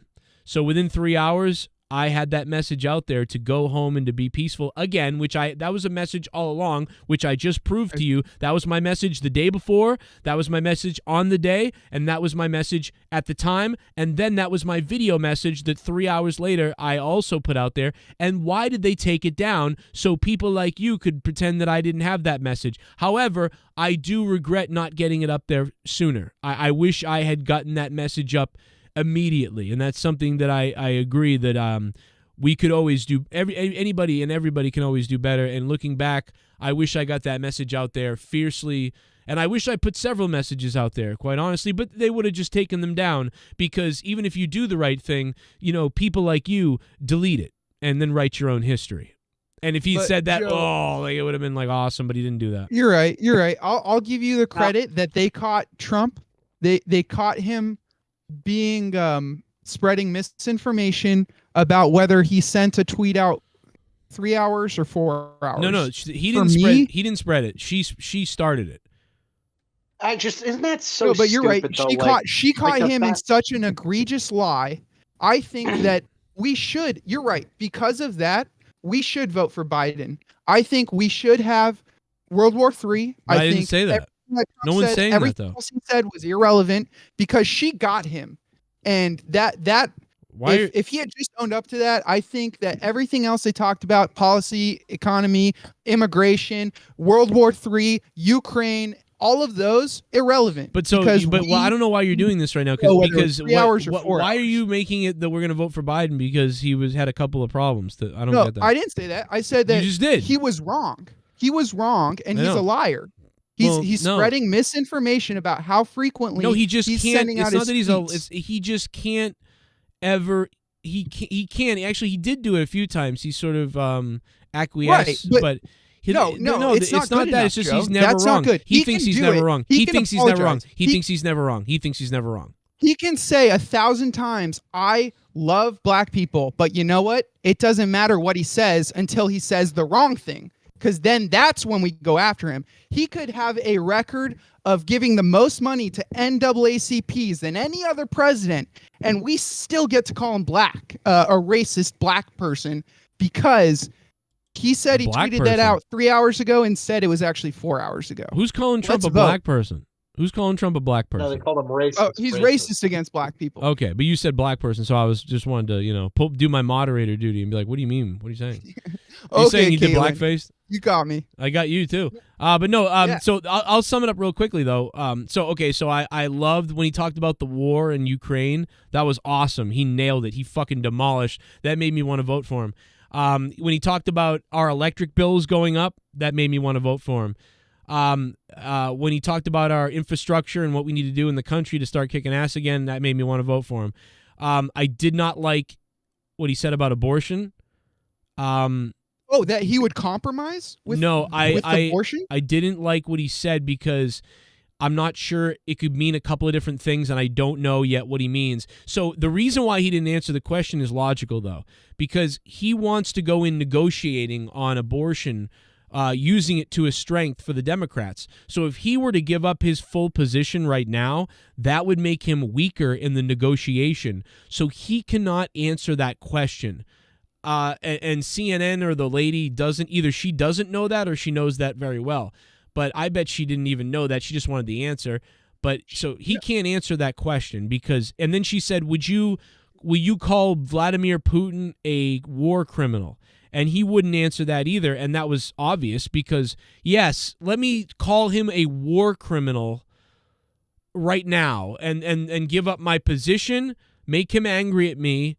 And also, like, the Kremlin and the Russia would work hard, potentially, even, to go after him. So, like, that would be the dumbest thing to sit there and be like, yes, he is a war criminal. No, because he's about to go into if he becomes president, he will end the war in a day, he said. Whether he does it in a day or a week, really. I mean, but the idea, what he was saying was he would just come in and fucking get this done with. And calling one guy a war criminal, it would be the dumbest thing ever. So that was just stupid. So he didn't answer that. So I understand why he didn't answer the abortion question. But even though I understand why he didn't answer the abortion question, I'm concerned because he was championing putting these people into these positions that got Roe v. Wade overturned. And 75% of the country doesn't agree with what they did. And now he is not answering what he will do. Now, I believe he will do something fairly logical. Like abortion is, it's up to the states. And but nationally, you can't abort a baby after 18 weeks or something. He's going to do something like that, which is sort of a conservative leaning. What you just explained is the Republicans' position. I know. So exactly. It's so weird because overturning Roe v. Wade is the exact position you just stated, but you called overturning Roe v. Wade a detriment. It's a little confusing. Well, because because 30-something% of the Republicans don't agree with it being overturned. Yeah, because they want abortion to be.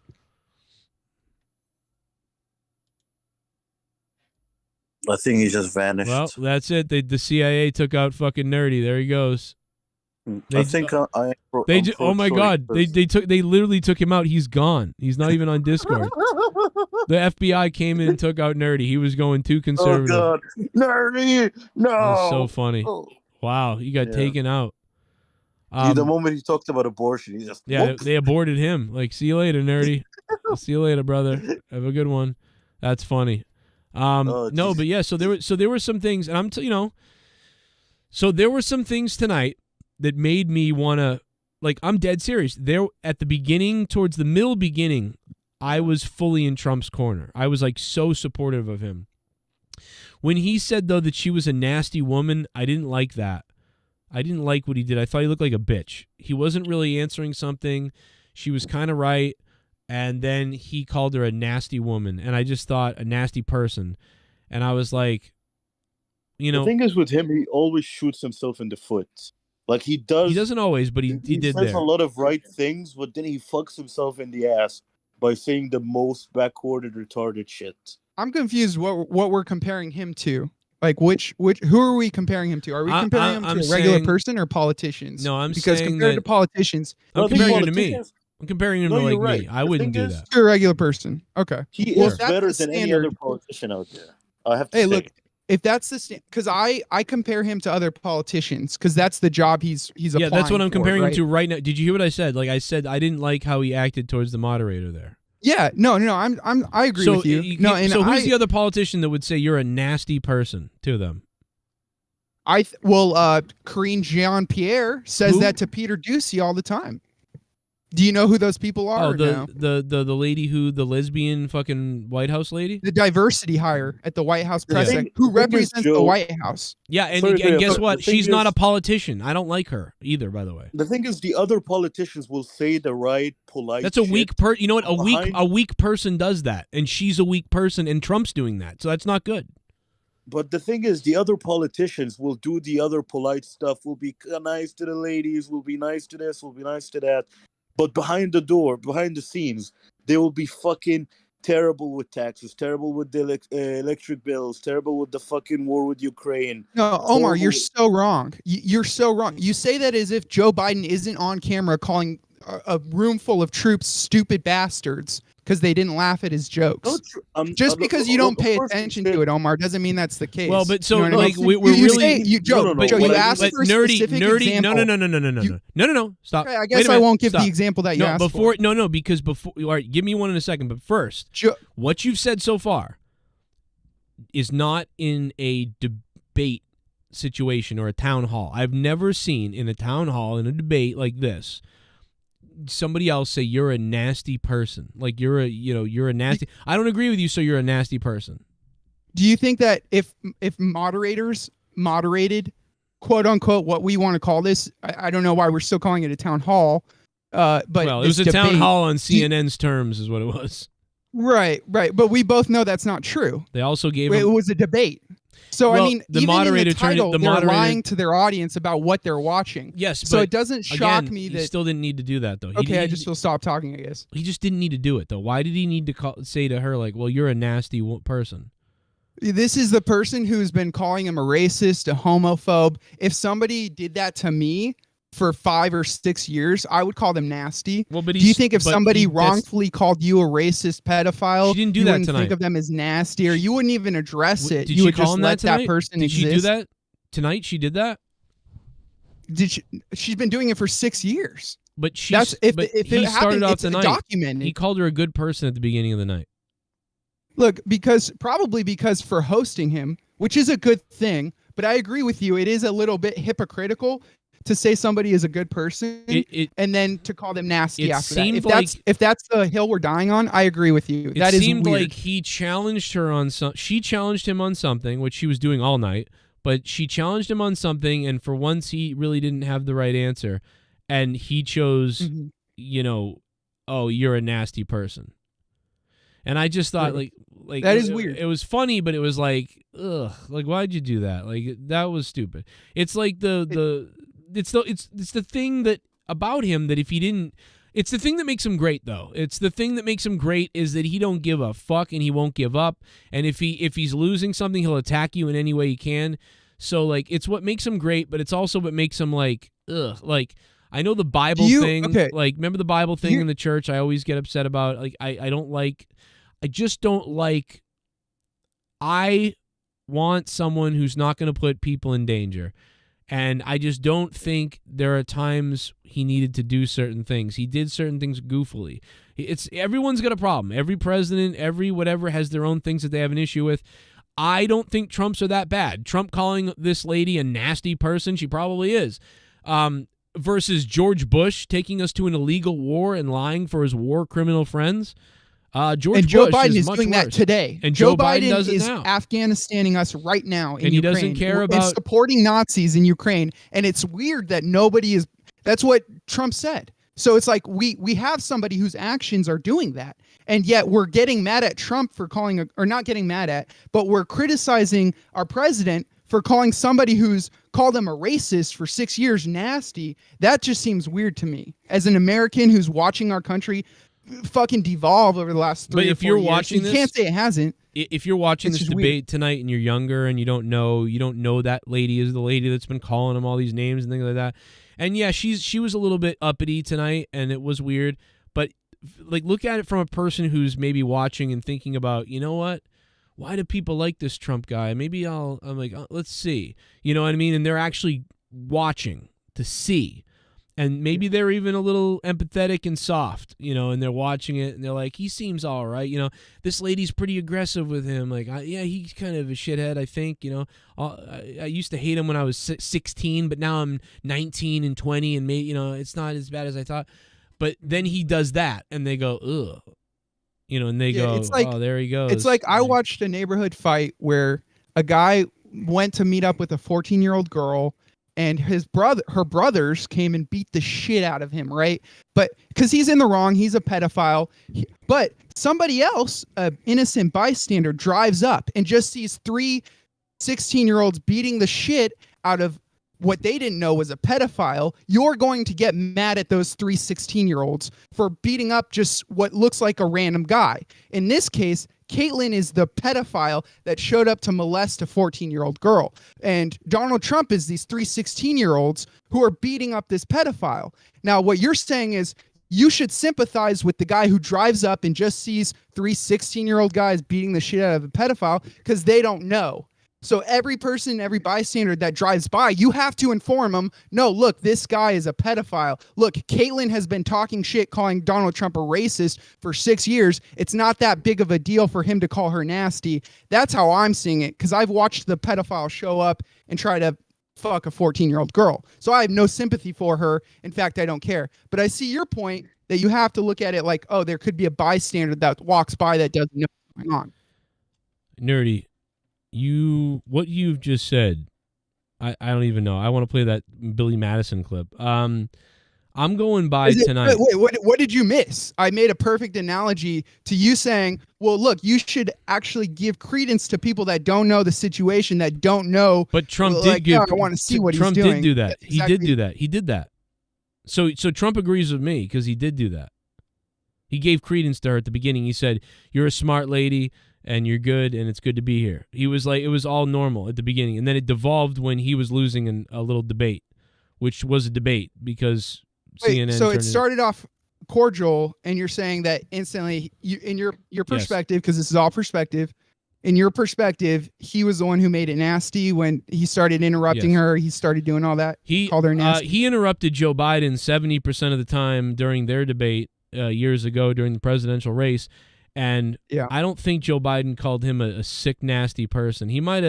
He said, "Give me a break," maybe a couple times. Called him racist, called him a homophobe, called him actually things that I would consider worse. He called him that on the stage?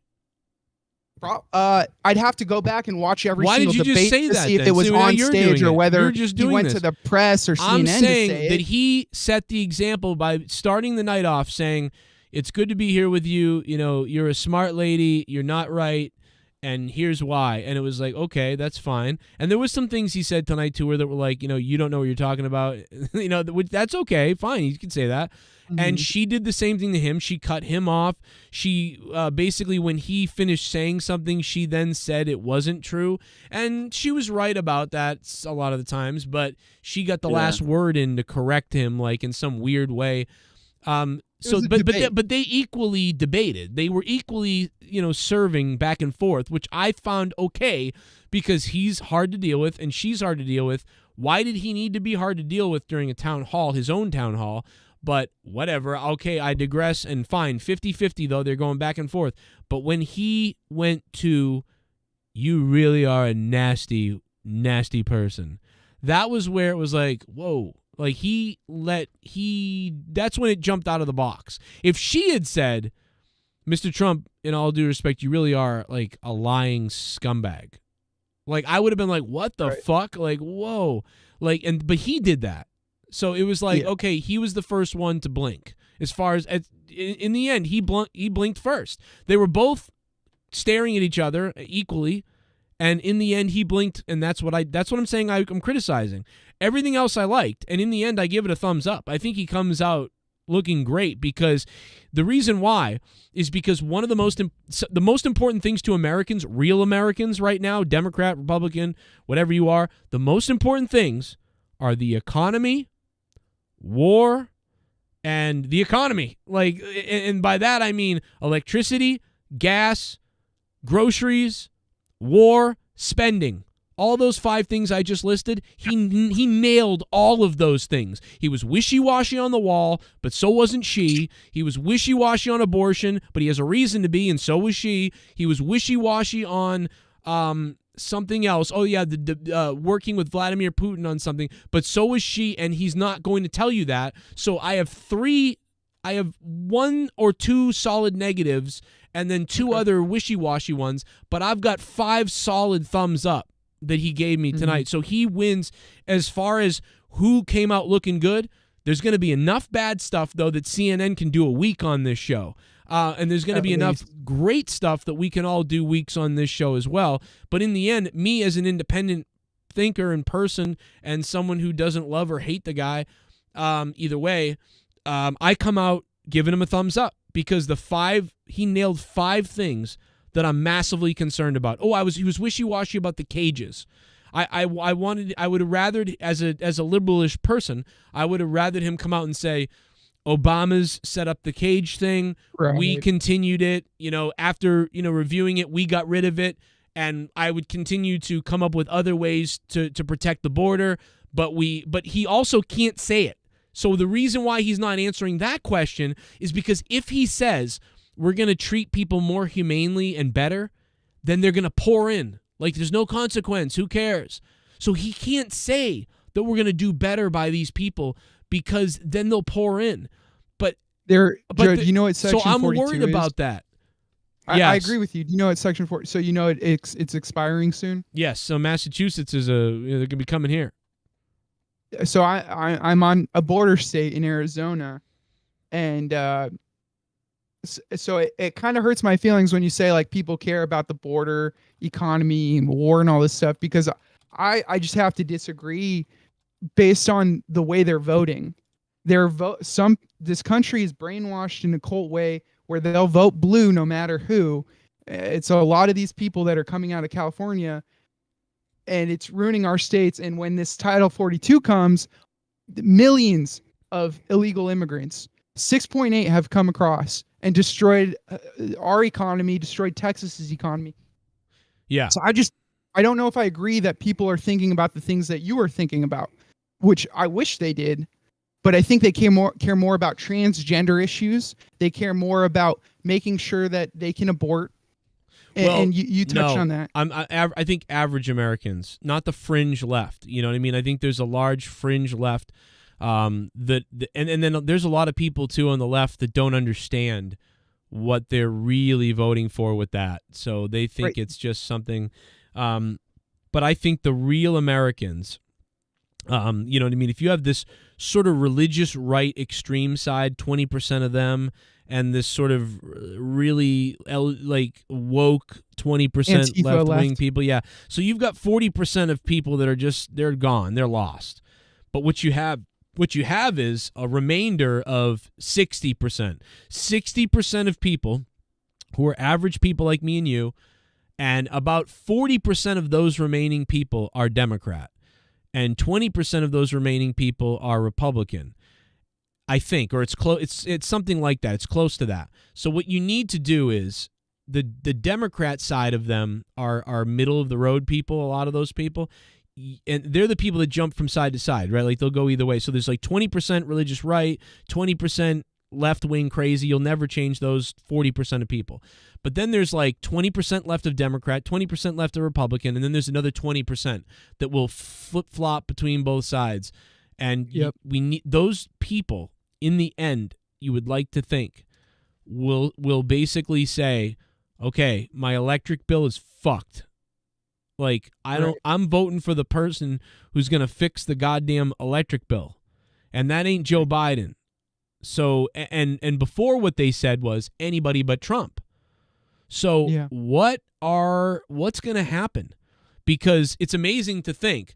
First people said, fuck the deep state. We're done. We're doing something different. I'm voting Trump. Yep. And then some people said, oh, shit, he got crazy at the end. Anybody but him, I'm out. But now you've had Biden, and now the bills don't lie. Your finances don't lie. And you're struggling as an American and as a person living paycheck, then you're fucked. So now what do you do? So what will happen? And people saying that, Donald Trump made the rigged he said the R word regarding the election. And the irony is that like Time Magazine has come out and said that a cabal of large corporations came together to make sure Joe Biden won, which some could argue is a rigging. And that's not Donald Trump saying it, that's Time Magazine.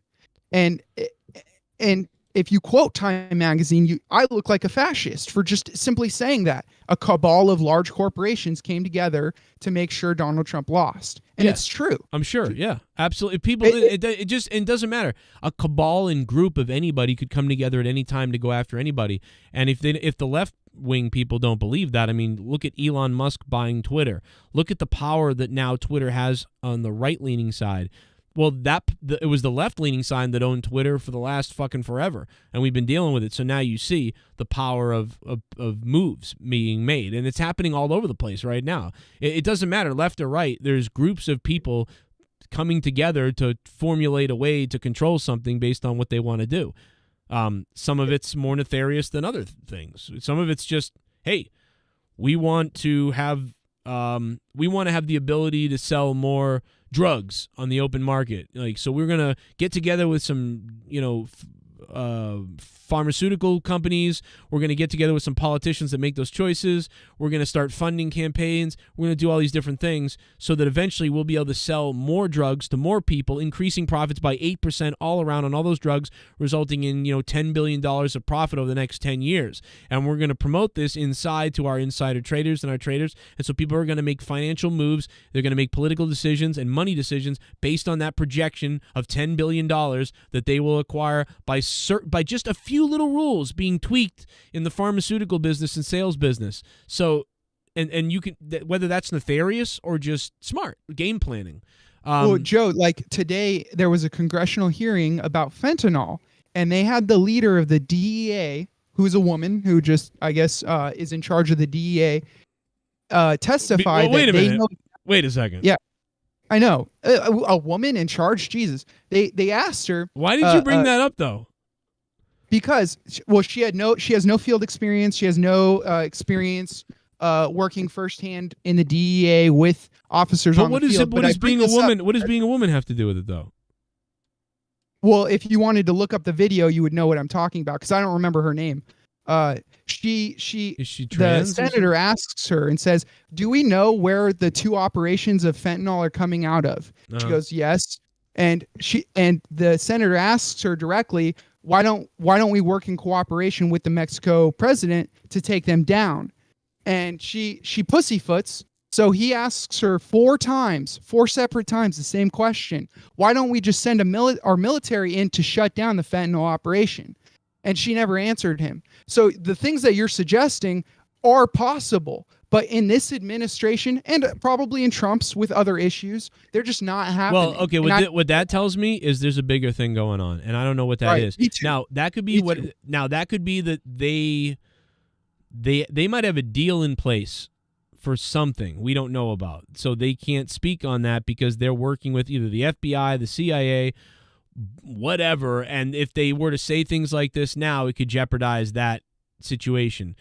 I don't know, or it could literally be that someone's just paid off. It could be any number of things. What makes most sense to you? It's probably the latter, right? That our DEA officials are paid off under the Biden administration, right? And somebody I mentioned she's a woman also because Joe Biden does nothing but diversity hire and is 100% sexist, who doesn't hire based off merit. Okay, so that makes sense then. If you were to say the person in charge of this is a moron, and they're only there because Joe Biden needed to put a woman there, and she's a moron, and that's why. It's why it's. But the way you said it was weird. It would be like I said that she had no meritocracy without saying that Joe Biden hired her specifically for that. But yeah, you're right. Maybe I shouldn't point out she's a woman, but it was really weird that whole segment. And I appreciate you. I wish. No, I do, and I wish that Trump had said, like, I want everybody when this is over to go back, and I want you to watch every town hall that's ever happened here on CNN, and I want you to see how the moderator treats the candidate compared to how I'm been treated here tonight, because I didn't know I was going to be in a debate. I thought this was a town hall where I answer questions, like them or not. You ask me questions, I answer them. I answer them as best I can. And then you ask another question. And then you have people ask me questions at the town hall. I didn't know it was a debate. That I'd be debating you. Are you running for office? Because it sounds like you are. Like, that would have been funny, because that would have made, because see, when you make sense like that, then somebody at home who's maybe an independent or a democratic person, but they don't really like Trump, but they're not, whatever, they're smart, and they go, that makes sense. This is kind of hostile. I've never seen a debate. And now the answer to that might be, well, he just kept lying. That's fine if you want to say that, but go back and listen to Hillary Clinton lie and to other people lie during a town hall on CNN. The moderator doesn't, I don't believe, step in and start challenging the lie of the other person on those town halls. But tonight, this woman challenged everything.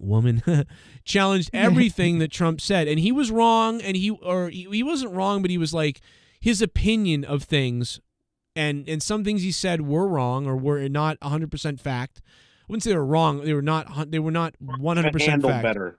Right.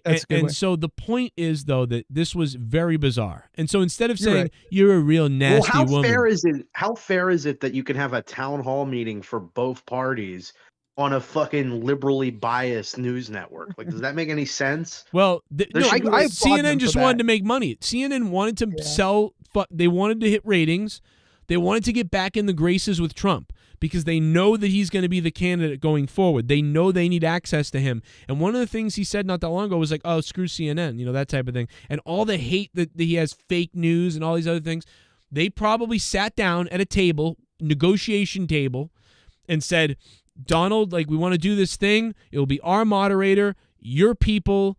You get to have all this time. You get to answer the questions. And by the way, I want her to ask him the dumb, crazy questions from the left, because then he can answer them and he can rebut them. So good. I want him to be grilled in a way. And they probably said, but you can't say fake news. You know what I mean? And we will do this and we'll do that. So he sat down and said, I won't say fake news. I'll stop doing this. And they're like, okay, and we'll host you. And so, like, there's been some sort of business arrangement. He's giving them ratings, which is what they want, and the new director at CNN or whoever this guy is that came in is obviously interested in getting the ratings up. He's obviously been hired for that reason. There's a clear fucking thing going on at CNN where they were dead. And by the way, remember all the people that said they're not dead? Oh, you guys are crazy. Oh yeah, they're not dead. Why are all the hosts that have been failing for the last 8 years fucking fired and gone? So this was a desperate strategization by this company, and a smart one on their part. I agree. I'm serious. Very smart. Are you laughing? Do you remember Don Lemon? Yes, when he molested people live on the news. There was a few funny things that I heard from Opie and Anthony. One of them was a story with him and Jonah Hill, where like he was like offended because Jonah Hill didn't recognize who he was. Which is like, and like he basically was like, I don't know, he basically said something where he called him like fat or something, and like here's what Jonah Hill said. He's like, I was at the bathroom and I was washing my hands and you were waiting for me to like meet you, and he's like, I'm sorry, I don't know what else you wanted me to do. Did you want me to like move in with you? And then Don Lemon goes, sorry, not my type, as if he had just like destroyed Jonah Hill. It's like, dude, you sound like a desperate loser.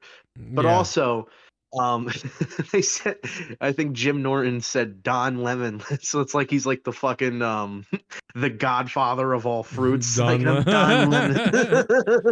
Dude, Don Lemon is a weird fake person, and but really the point was his ratings suck. Called him an ape. The judge wouldn't allow us to put that in. Her dog or her cat was named Vagina. Vagina. Her dog or her cat was named Vagina. Like, dude, I almost lost it. Vagina. I was crying, bro. So far right now, I like I like Donald Trump about 70% of Donald Trump. And I like about 80 something or something percent of Kennedy. I like Kennedy and I like Trump. from what I hear from them overall. I don't like Tulsi Biden. Gabbard's. I like Tulsi Gabbard's fucking ass. Yeah, but she's not going to run. I would like her. Yeah, I know. I like her vice too, president. but Can you believe? Like, you know what's funny? I'm thinking she's running because I'm thinking of 4 years ago. I'm like, oh my god, 4 years have fucking passed almost. I Like know. Jesus. Or Well, I guess not 4 years yet. But, I think Kamala will be president in October, so we'll see. If Kamala, you know what? I'm actually behind that. In fact, I think more feminist. My feminist side is starting to come out, Joe. I'm feeling kind of. I kind of find Kamala. I kind of find Whoa. Kamala The hell? attractive. Or Whoa, Kamala. whoa, my God. Don't worry, Joe. I've been waiting for this moment my whole life. I'm coming out tonight. Kamala. Oh Like my it's God. just a What? fucking wrestler. Oh my God. What the Oh hell my is that? I was ready. Oh Look my at my God. bra. Don't judge my Oh bra. my God. What the Okay. fuck is going on right now? I am a woman, and I support Joe Biden. Oh my God. Me and my people. Your We people. support Bud Light. We support trans. This is everything we've ever wanted. Fuck you, Donald Trump. Oh my God. I'm going to throw up. Oh my God. It's like cum all over him. The Bud Light is like a man's cum. Yes. This is Oh, shower sick. me in Bud Light cum. I Oh like my how God. he made sure there was no liquid in the can Oh. so he wouldn't make a mess. So he wouldn't make a mess. He's going to have to Oh get a my cum rag for God. the... Jesus. He's dirty. Oh, JB. I gotta go Hey, take a remember- pic real fast. Oh my I'll God. be right guys. back. Do you Oh, I remember professional wrestling? I just saw his dick, I think. Well, JB called this. He said he'd be gay someday. And there it is. Oh, wasn't he on JB's show? When? That was Nerdy, right? Or am I Nerdy thinking was of on- somebody else? I mean, Nerdy's been around for No, like 8 years. It was somebody else, I think. I think You I'm talking about thinking Dummy? of Dummy. Yeah, that's what it was. Yeah. Yeah, they were all on my show first. They all fucking just, you know, they're the same people. You know, they're kind of mildly funny, Yeah. but they are only really funny because they got made fun of on this show, and then they started calling you a piece of shit or something. You know, just texting. No, then- classic wait a minute. textbook example. Dummy didn't do that, and neither did Nerdy. Oh no, he didn't do that, but instead he went to didn't he go to another show? Dummy? No, I don't. Dummy, you went to J. Then why'd you even was you even bring it up? I didn't bring it up. You did. No, you went. He was on my show first. Well, yeah, because you said, you know, something about he's on JB's show, and I was like, yeah. I was like, yeah, he's from Well, this. 'cause- He's from ours. He's from here. I only said that because he was like JB's like dick rider. He Oh, like okay. followed him. I guess I didn't get It it. was like I was his little just like, sidekick. that's what he did when he called here. He was like, right, Joe, whatever you say, you know. But yeah, no, I get what you're saying. He made him his co-host, like where he was never really a co-host here. He was a caller. I get what you're saying. I just was confused. I was like, what? I don't get it. But Sorry, guys, I had Dude, way I'll too be much like fun. talking about I'll be talking about water, and Joe's like, we had water on the show first. You know. no, so it's not that. It's just fucking I assholes. didn't get it. You're like, I didn't know who you're talking about. I thought you were talking about Nerdy too. So I was like, what? Nerdy was always here. Like, I don't know. No, I mixed up Nerdy with Dork or whatever Dummy. the fuck his name is. Dummy. Dummy. There's too many people with No, I think self-deprecating you know, names, he called on my show, you but know? he was kind of like forgettable. But I think JB made him a star. So like the credit is that I think JB made him a good co-host, like a star. Like he made him like interesting and become something. When he called my show, it was just sort of like a caller, you know. I was listening to a podcast with you, him, or maybe it wasn't him, but you, JB, and Leah, and you guys were making fun of these guys reviewing Mike Hard's Lemonade. Yes. Oh my God, I Yes. love that. I don't know what episode that is of Corrupted, but I've been looking for that. What I is don't- it? What episode is it? Do you remember? I don't remember what episode it was. It was Oh, it's it so was funny. like I remember it was the last season that the Patriots had Tom Brady, and you guys were talking about it, and you split it up into two parts, and the first part starts with this skit where it's like you're some drunk Boston guy and you go into the car and like, I don't fucking need, they're like, no dude, you should take an Uber home. I don't fucking need an Uber. And then you just crash your car Oh, yeah. and like into like an orphanage or something. Yeah. And you go fucking I remember that. That was like some skit thing at the beginning. I want to say it was like then corrupted the like others- 160 or some shit. I don't know. It was so good that I downloaded it on my phone, but I lost that phone, so I can't find it. It's one of the episodes of Corrupted though, and it's one of the. I would say that if there was a top 20, that's on the top 20 when we made fun of the Mike's Hard Lemonade guys because they were just so fucking. Like they were like, we're opening up the Mike's Hard Lemonade. Let's taste. They were doing like a taste test, and they were like fucking fruitcakes or something. Bro, it was so weird. Oh, it was hilarious though. Well, speaking of play-by-plays, Joe, would you be? I know you mentioned it earlier. We did talk a lot about it already. But if you do a play-by-play on your political channel, yeah, we should do that. I want to do that.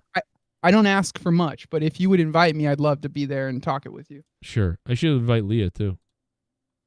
Hey, Joe, I have a question. Oh, wait, I think I know what episode of Corrupted it is because I created an audio clip of it on January 5th, 2020. So it's got to be around Sunday. So that means it's probably from the January 4th episode of Corrupted, 2020. Okay. We'll find it because here's the. Shut up, I'll do whatever I want. Leah, get out of the way. Get out of the way. I'm getting my car. Fuck all you. Fuck everybody at this bar. You kick me out. Fuck off! Come on, man, you've had too much to drink. Ah, fuck yourself.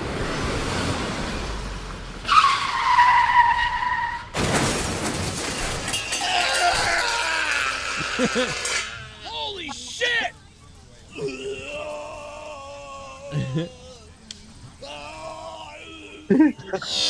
This is Corrupted. First part. Dude, if that's the way a podcast starts, I'm listening. I'm like, I don't know what this is. That's just the first part. You made a second part where you guys started shitting on the guys with the Mike's Hard Lemonade, but then you had another skit where you go to McDonald's or whatever and like, hi, welcome to McDonald's. What would you like? He's like, I think I'd like to kill, and you pull out a gun and you start shooting the McDonald's. Yeah, I remember that one too. Yeah, let me get a large egg and sausage Hello? McMuffin. Welcome to McDonald's. With May I take your order? Hello? Can you not hear me? Hello? I'm sorry. Was this thing broken? Yeah, let me get a large sausage egg McMuffin. With I'm sorry, with I a Coke. can't hear you. Could you speak into the speaker, please? What the? What am I fucking talking? Fucking Asian? Hello? Hello? Hello? Yes. Can I have an egg Hello? McMuffin? Hi, welcome to McDonald's. May I take your order, please? God, mother. Oh my God, I'm gonna lose my mind. Hello, are you there? That's it. That's it. I'm coming back here next week, and I'm gonna kill you. You. 1 week later. Welcome to McDonald's. May I take your order, please? Hello? Yeah, I'd like to order, You're dead!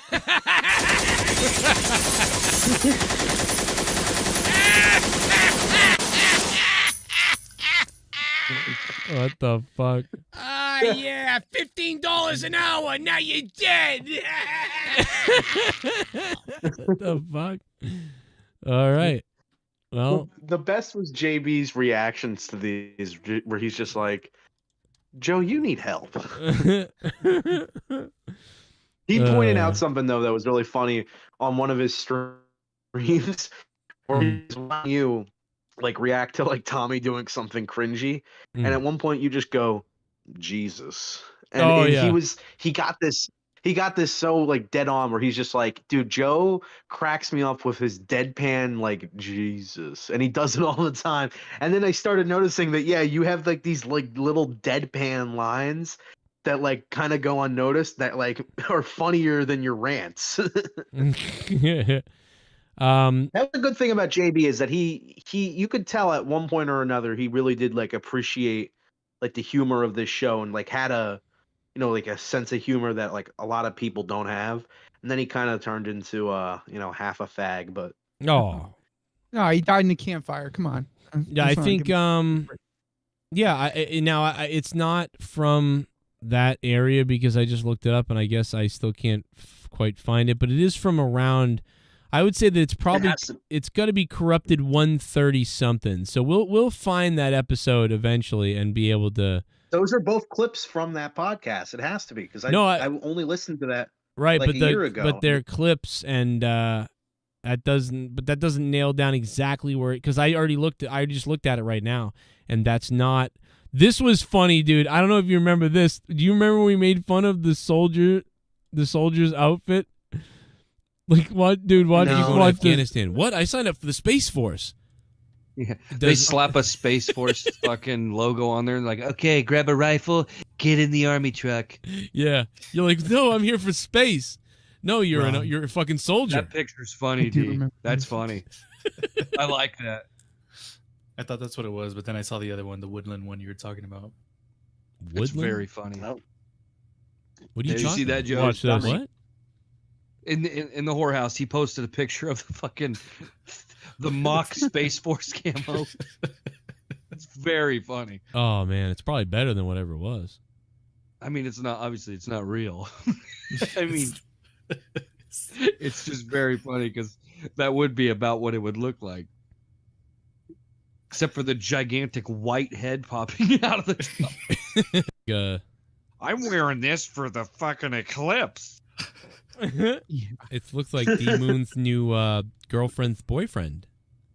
The lisp. What's with the lisp? What's going on? This guy's got a list. What's up, man? I'm D Moon's cousin. I don't know why we're talking like this. The new SpaceX outfit has a hole in the ass. I sound like I should be starring in a Spike Jones film. Or Spike Lee, or whatever that motherfucker's name is. You see the constellations on my butthooks? What? The Milky Way's on my cock. Look at this guy. Dude, the stars on his outfit are killing me. Look at the stars. I got stars up my ass and my balls. You can see Uranus on my penis. Oh my God. Those aren't stars. Those are my nipples. Dude, we spent 20 minutes making fun of this guy in the Space Force outfit or whatever this is. It's a truly homosexual outfit. I gotta admit, man. It's just oh my gosh. Like, what is that? But yeah, so it's got to be 130 something that it happened on. We'll find it eventually. All right, 130. 130? You think it's 130? 31. They said, "Find me the most transsexual looking Space Force cadet we have." Yeah. Put him in this Picasso painting of a fucking uniform. What an embarrassment. Let me see if I can find it because I think I recognize the logo or the thumbnail rather. God, dude, as much as I her, that Caitlyn chick, she is so attractive. Like she keeps popping up on the screen. Like, you guys find her physically attractive? Caitlyn, who? The CNN girl. Oh, I found I like Caitlyn yeah, I Jenner. wanted her to like ride me for sure, like, but she sucks in life, but I'd still eat a mile of shit to, lick her butthole. yeah, she was weirdly hot, like it was weird. I'll admit that. I didn't find the clip that I was looking for, but I found the thumbnail. Really? To one of the funniest monetized this is Tommy's got whipped cream all over his face. Oh my God. Someone said he looks like Pizza the Hut. Yeah, dude. Oh my God. Oh my God, that's one of my fucking favorite. I forgot about that. Wow. It's a good bit. It's a good bit. Not 132. I mean, I'm looking through all this shit. Holy Maybe shit. it wasn't even named. Maybe it was like monetized. Maybe it was like Corrupted Free podcast or something. No, it was definitely from an official Corrupted. It was that night, like we went in on these guys drinking Mike's Hard Lemonade. And all I'll say is if you have not become a patron or been a patron before and you haven't gone through, there's hundreds of episodes of the Corrupted podcast. Each episode is about an hour to 4 hours long. I mean, you are missing tons of shit, and the shows were good. 133. It is?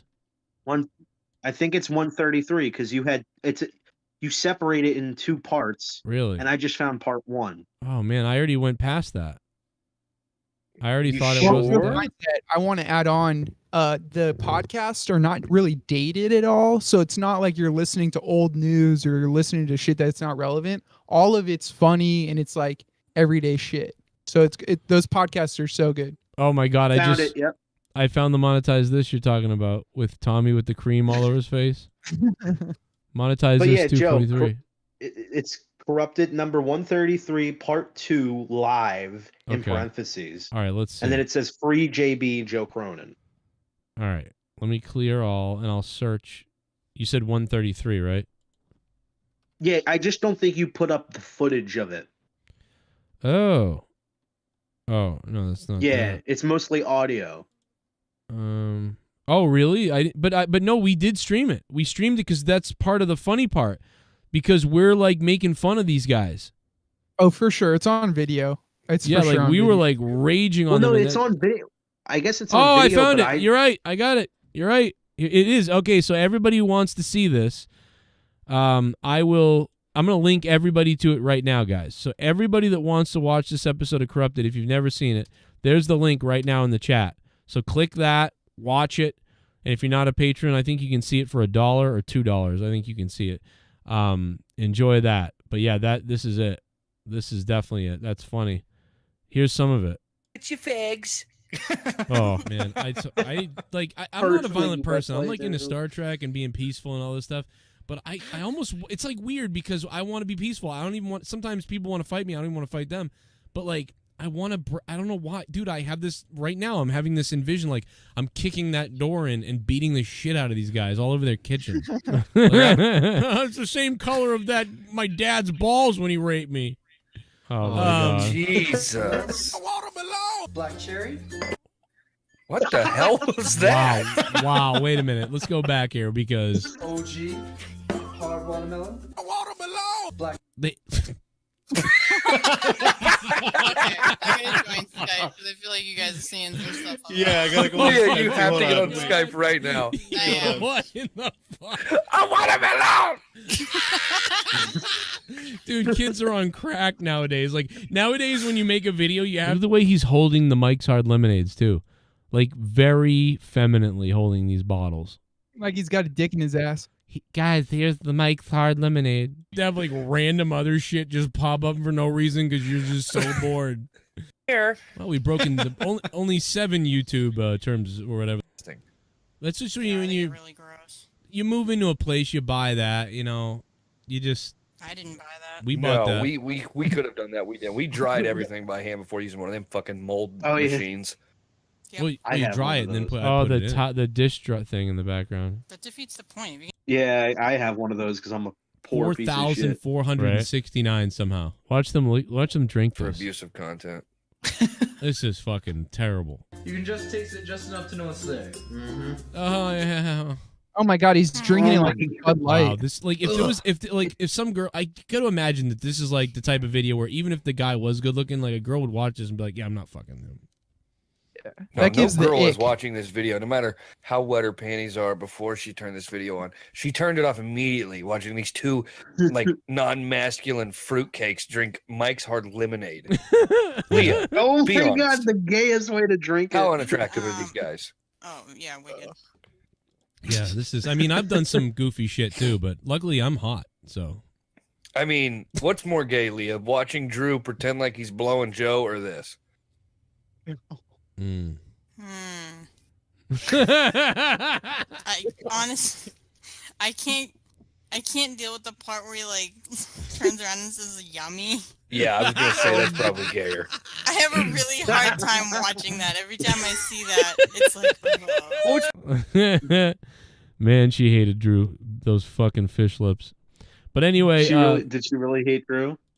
I think I don't know, but well, because she did meet him, so it's like, I don't no, know. they were all friendly Did you and get a weird stuff. No, they were wicked friendly. They were like got along like crazy. In fact, they talked more than I did.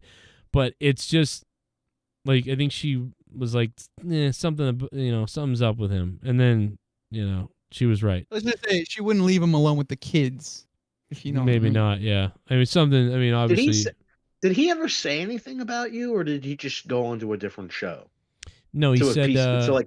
No, he said, it's all documented. It's all on video. He basically was like, I don't know. I don't keep up with it. Yeah, I don't know. He just he just had to go. He had to go hang out with the family or something.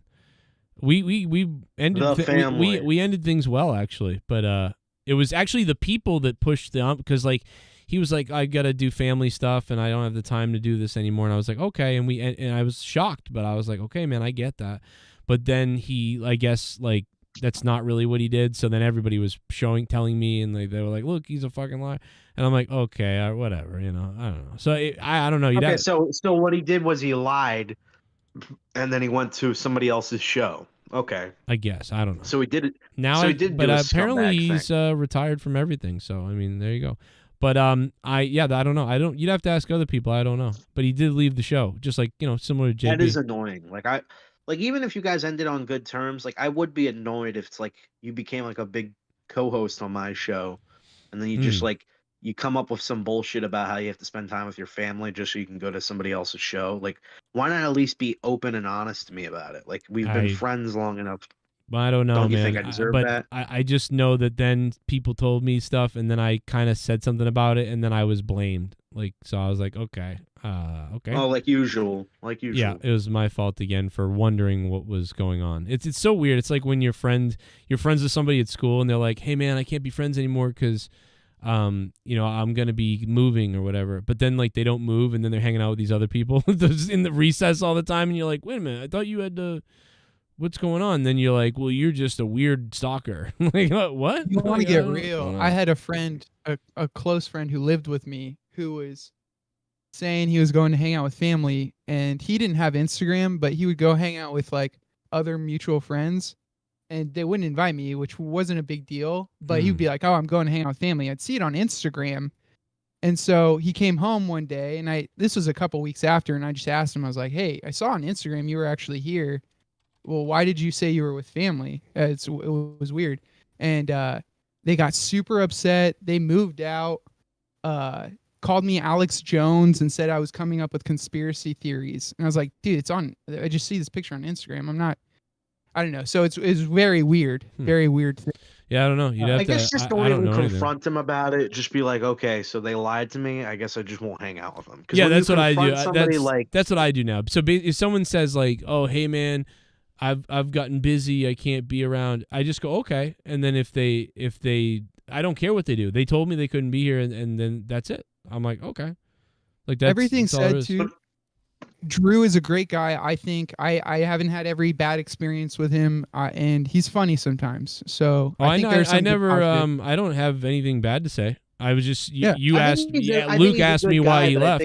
Luke brought this up. I don't give a fuck. In fact, Luke does have a problem with bringing up the past all the time. It is getting like, you got to stop bringing up all the old stuff all the time. I do notice you do that. Well, Joe, no offense, Joe, but like literally, you'll make comments, be like, "Yeah, that guy's fucking gay.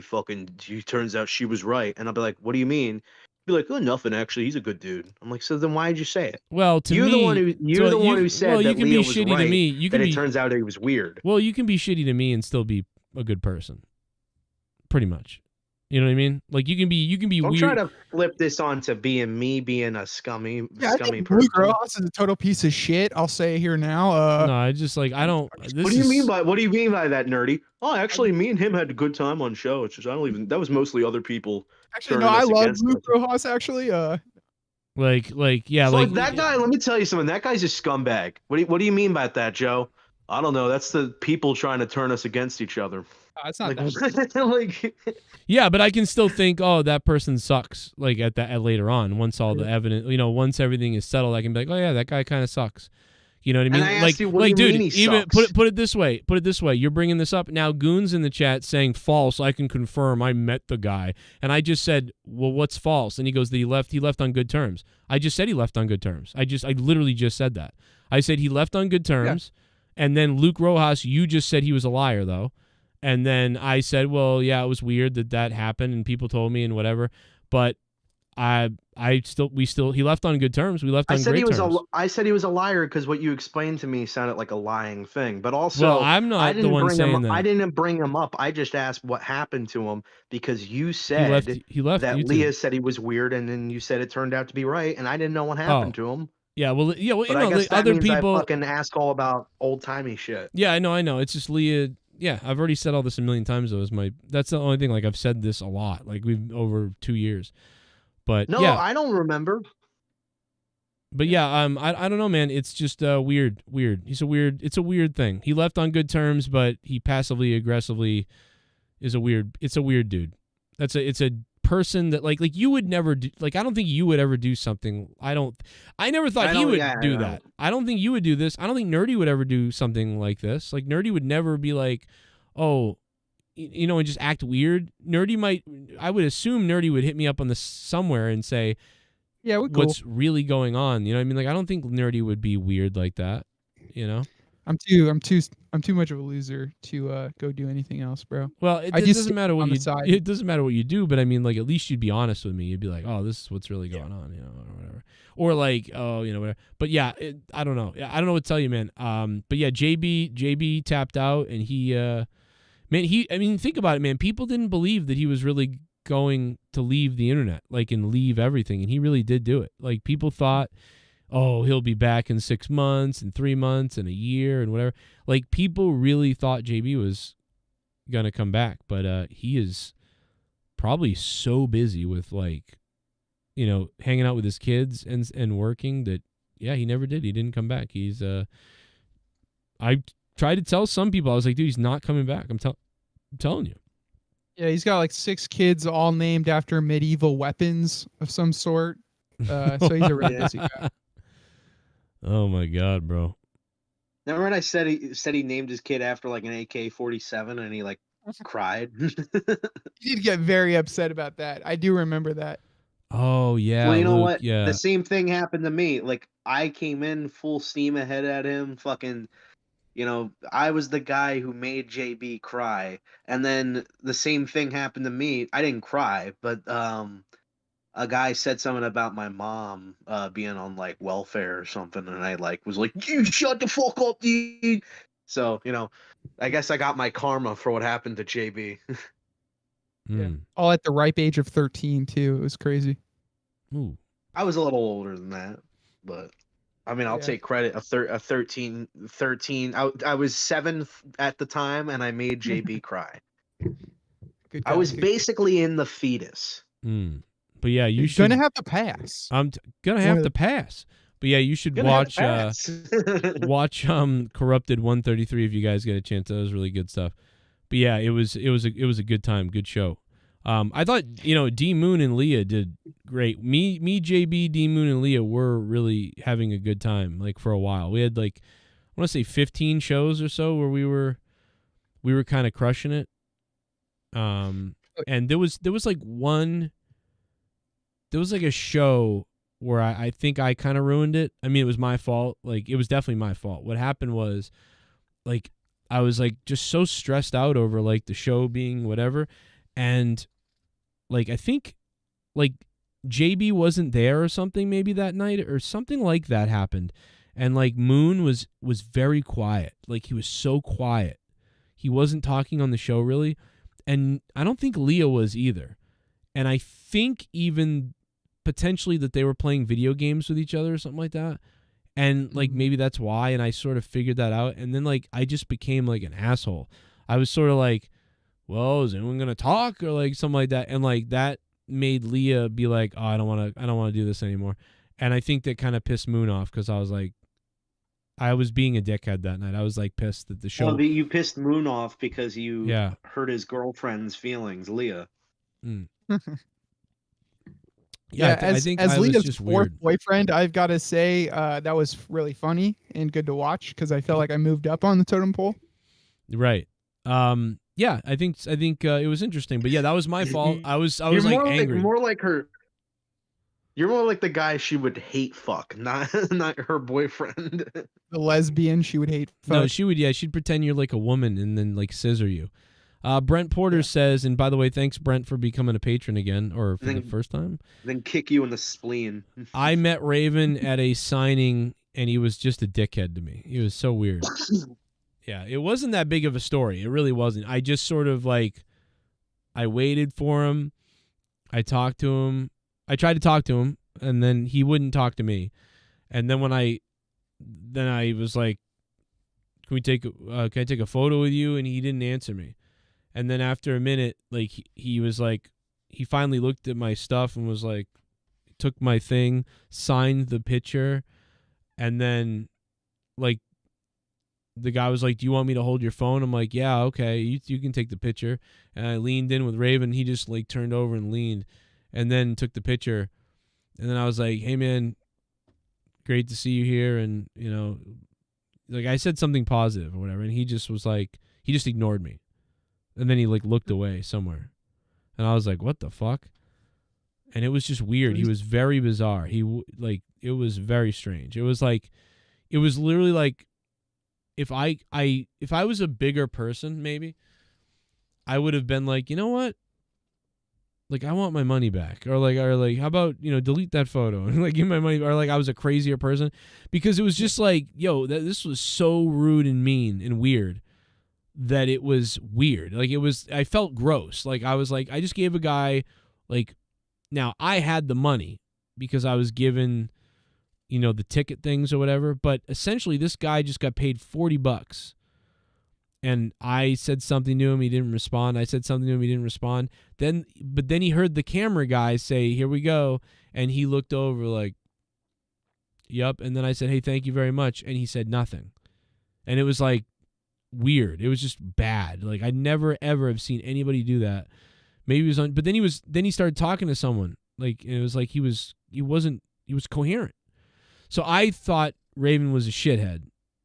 And that's why I say that he was a shithead. Sounds like he is. But no, I said this though in my other review of this. I said maybe he'd seen me before and he didn't like me, or maybe I came across weird, or maybe he was just distracted and having a weird day. Like, so, because other people run into him and he's great. So I don't think he really is some scumbag. He was just shitty in that moment to me, and I was like, that sucks. So. I think Joe, the problem is you have this problem of bringing people up from the past. You really need to stop doing it. Well, Brent brought him up in the chat. You know what, Joe? You should have called him a nasty guy. You should have said, you're acting real nasty. You know something? You're a real nasty guy. That would have been really funny, bro. Quote the Raven, you're a dickhead. How about that? Yeah. You old fuck. You know what else is a great show? You know what else was a great episode? Was Monetize This 125 with the that's when Tommy got bankrupt and he got banned for a month. Oh yeah, he probably snapped. I'd play that, but then I'd have And that's when JB did the classic barking thing where he's like, oh my god, dude, when he barked, I lost it. I was losing it. But listen, I gotta lose it now because I gotta get off the air. You guys are great. Love you, Luke. Love you, Omar. Good shit tonight. And Nerdy with the political sexiness. And he's a man again, guys. He thinks this is what you people do nowadays. The kids nowadays. I'm a man. I'm a girl. I'm a man. I'm just back and forth in the closet, out of the closet. It's all over the place. All right, guys. I'll see you Friday. Much love, baby. Keep it hard. Mwah. Keep it hard, Daddy. You too. Keep it hard. Oh. Dude love. Take it away, Trump. Happens to be African American. Called him an ape. The judge wouldn't allow us to put that in. Oh. Her dog or her cat was named Vagina.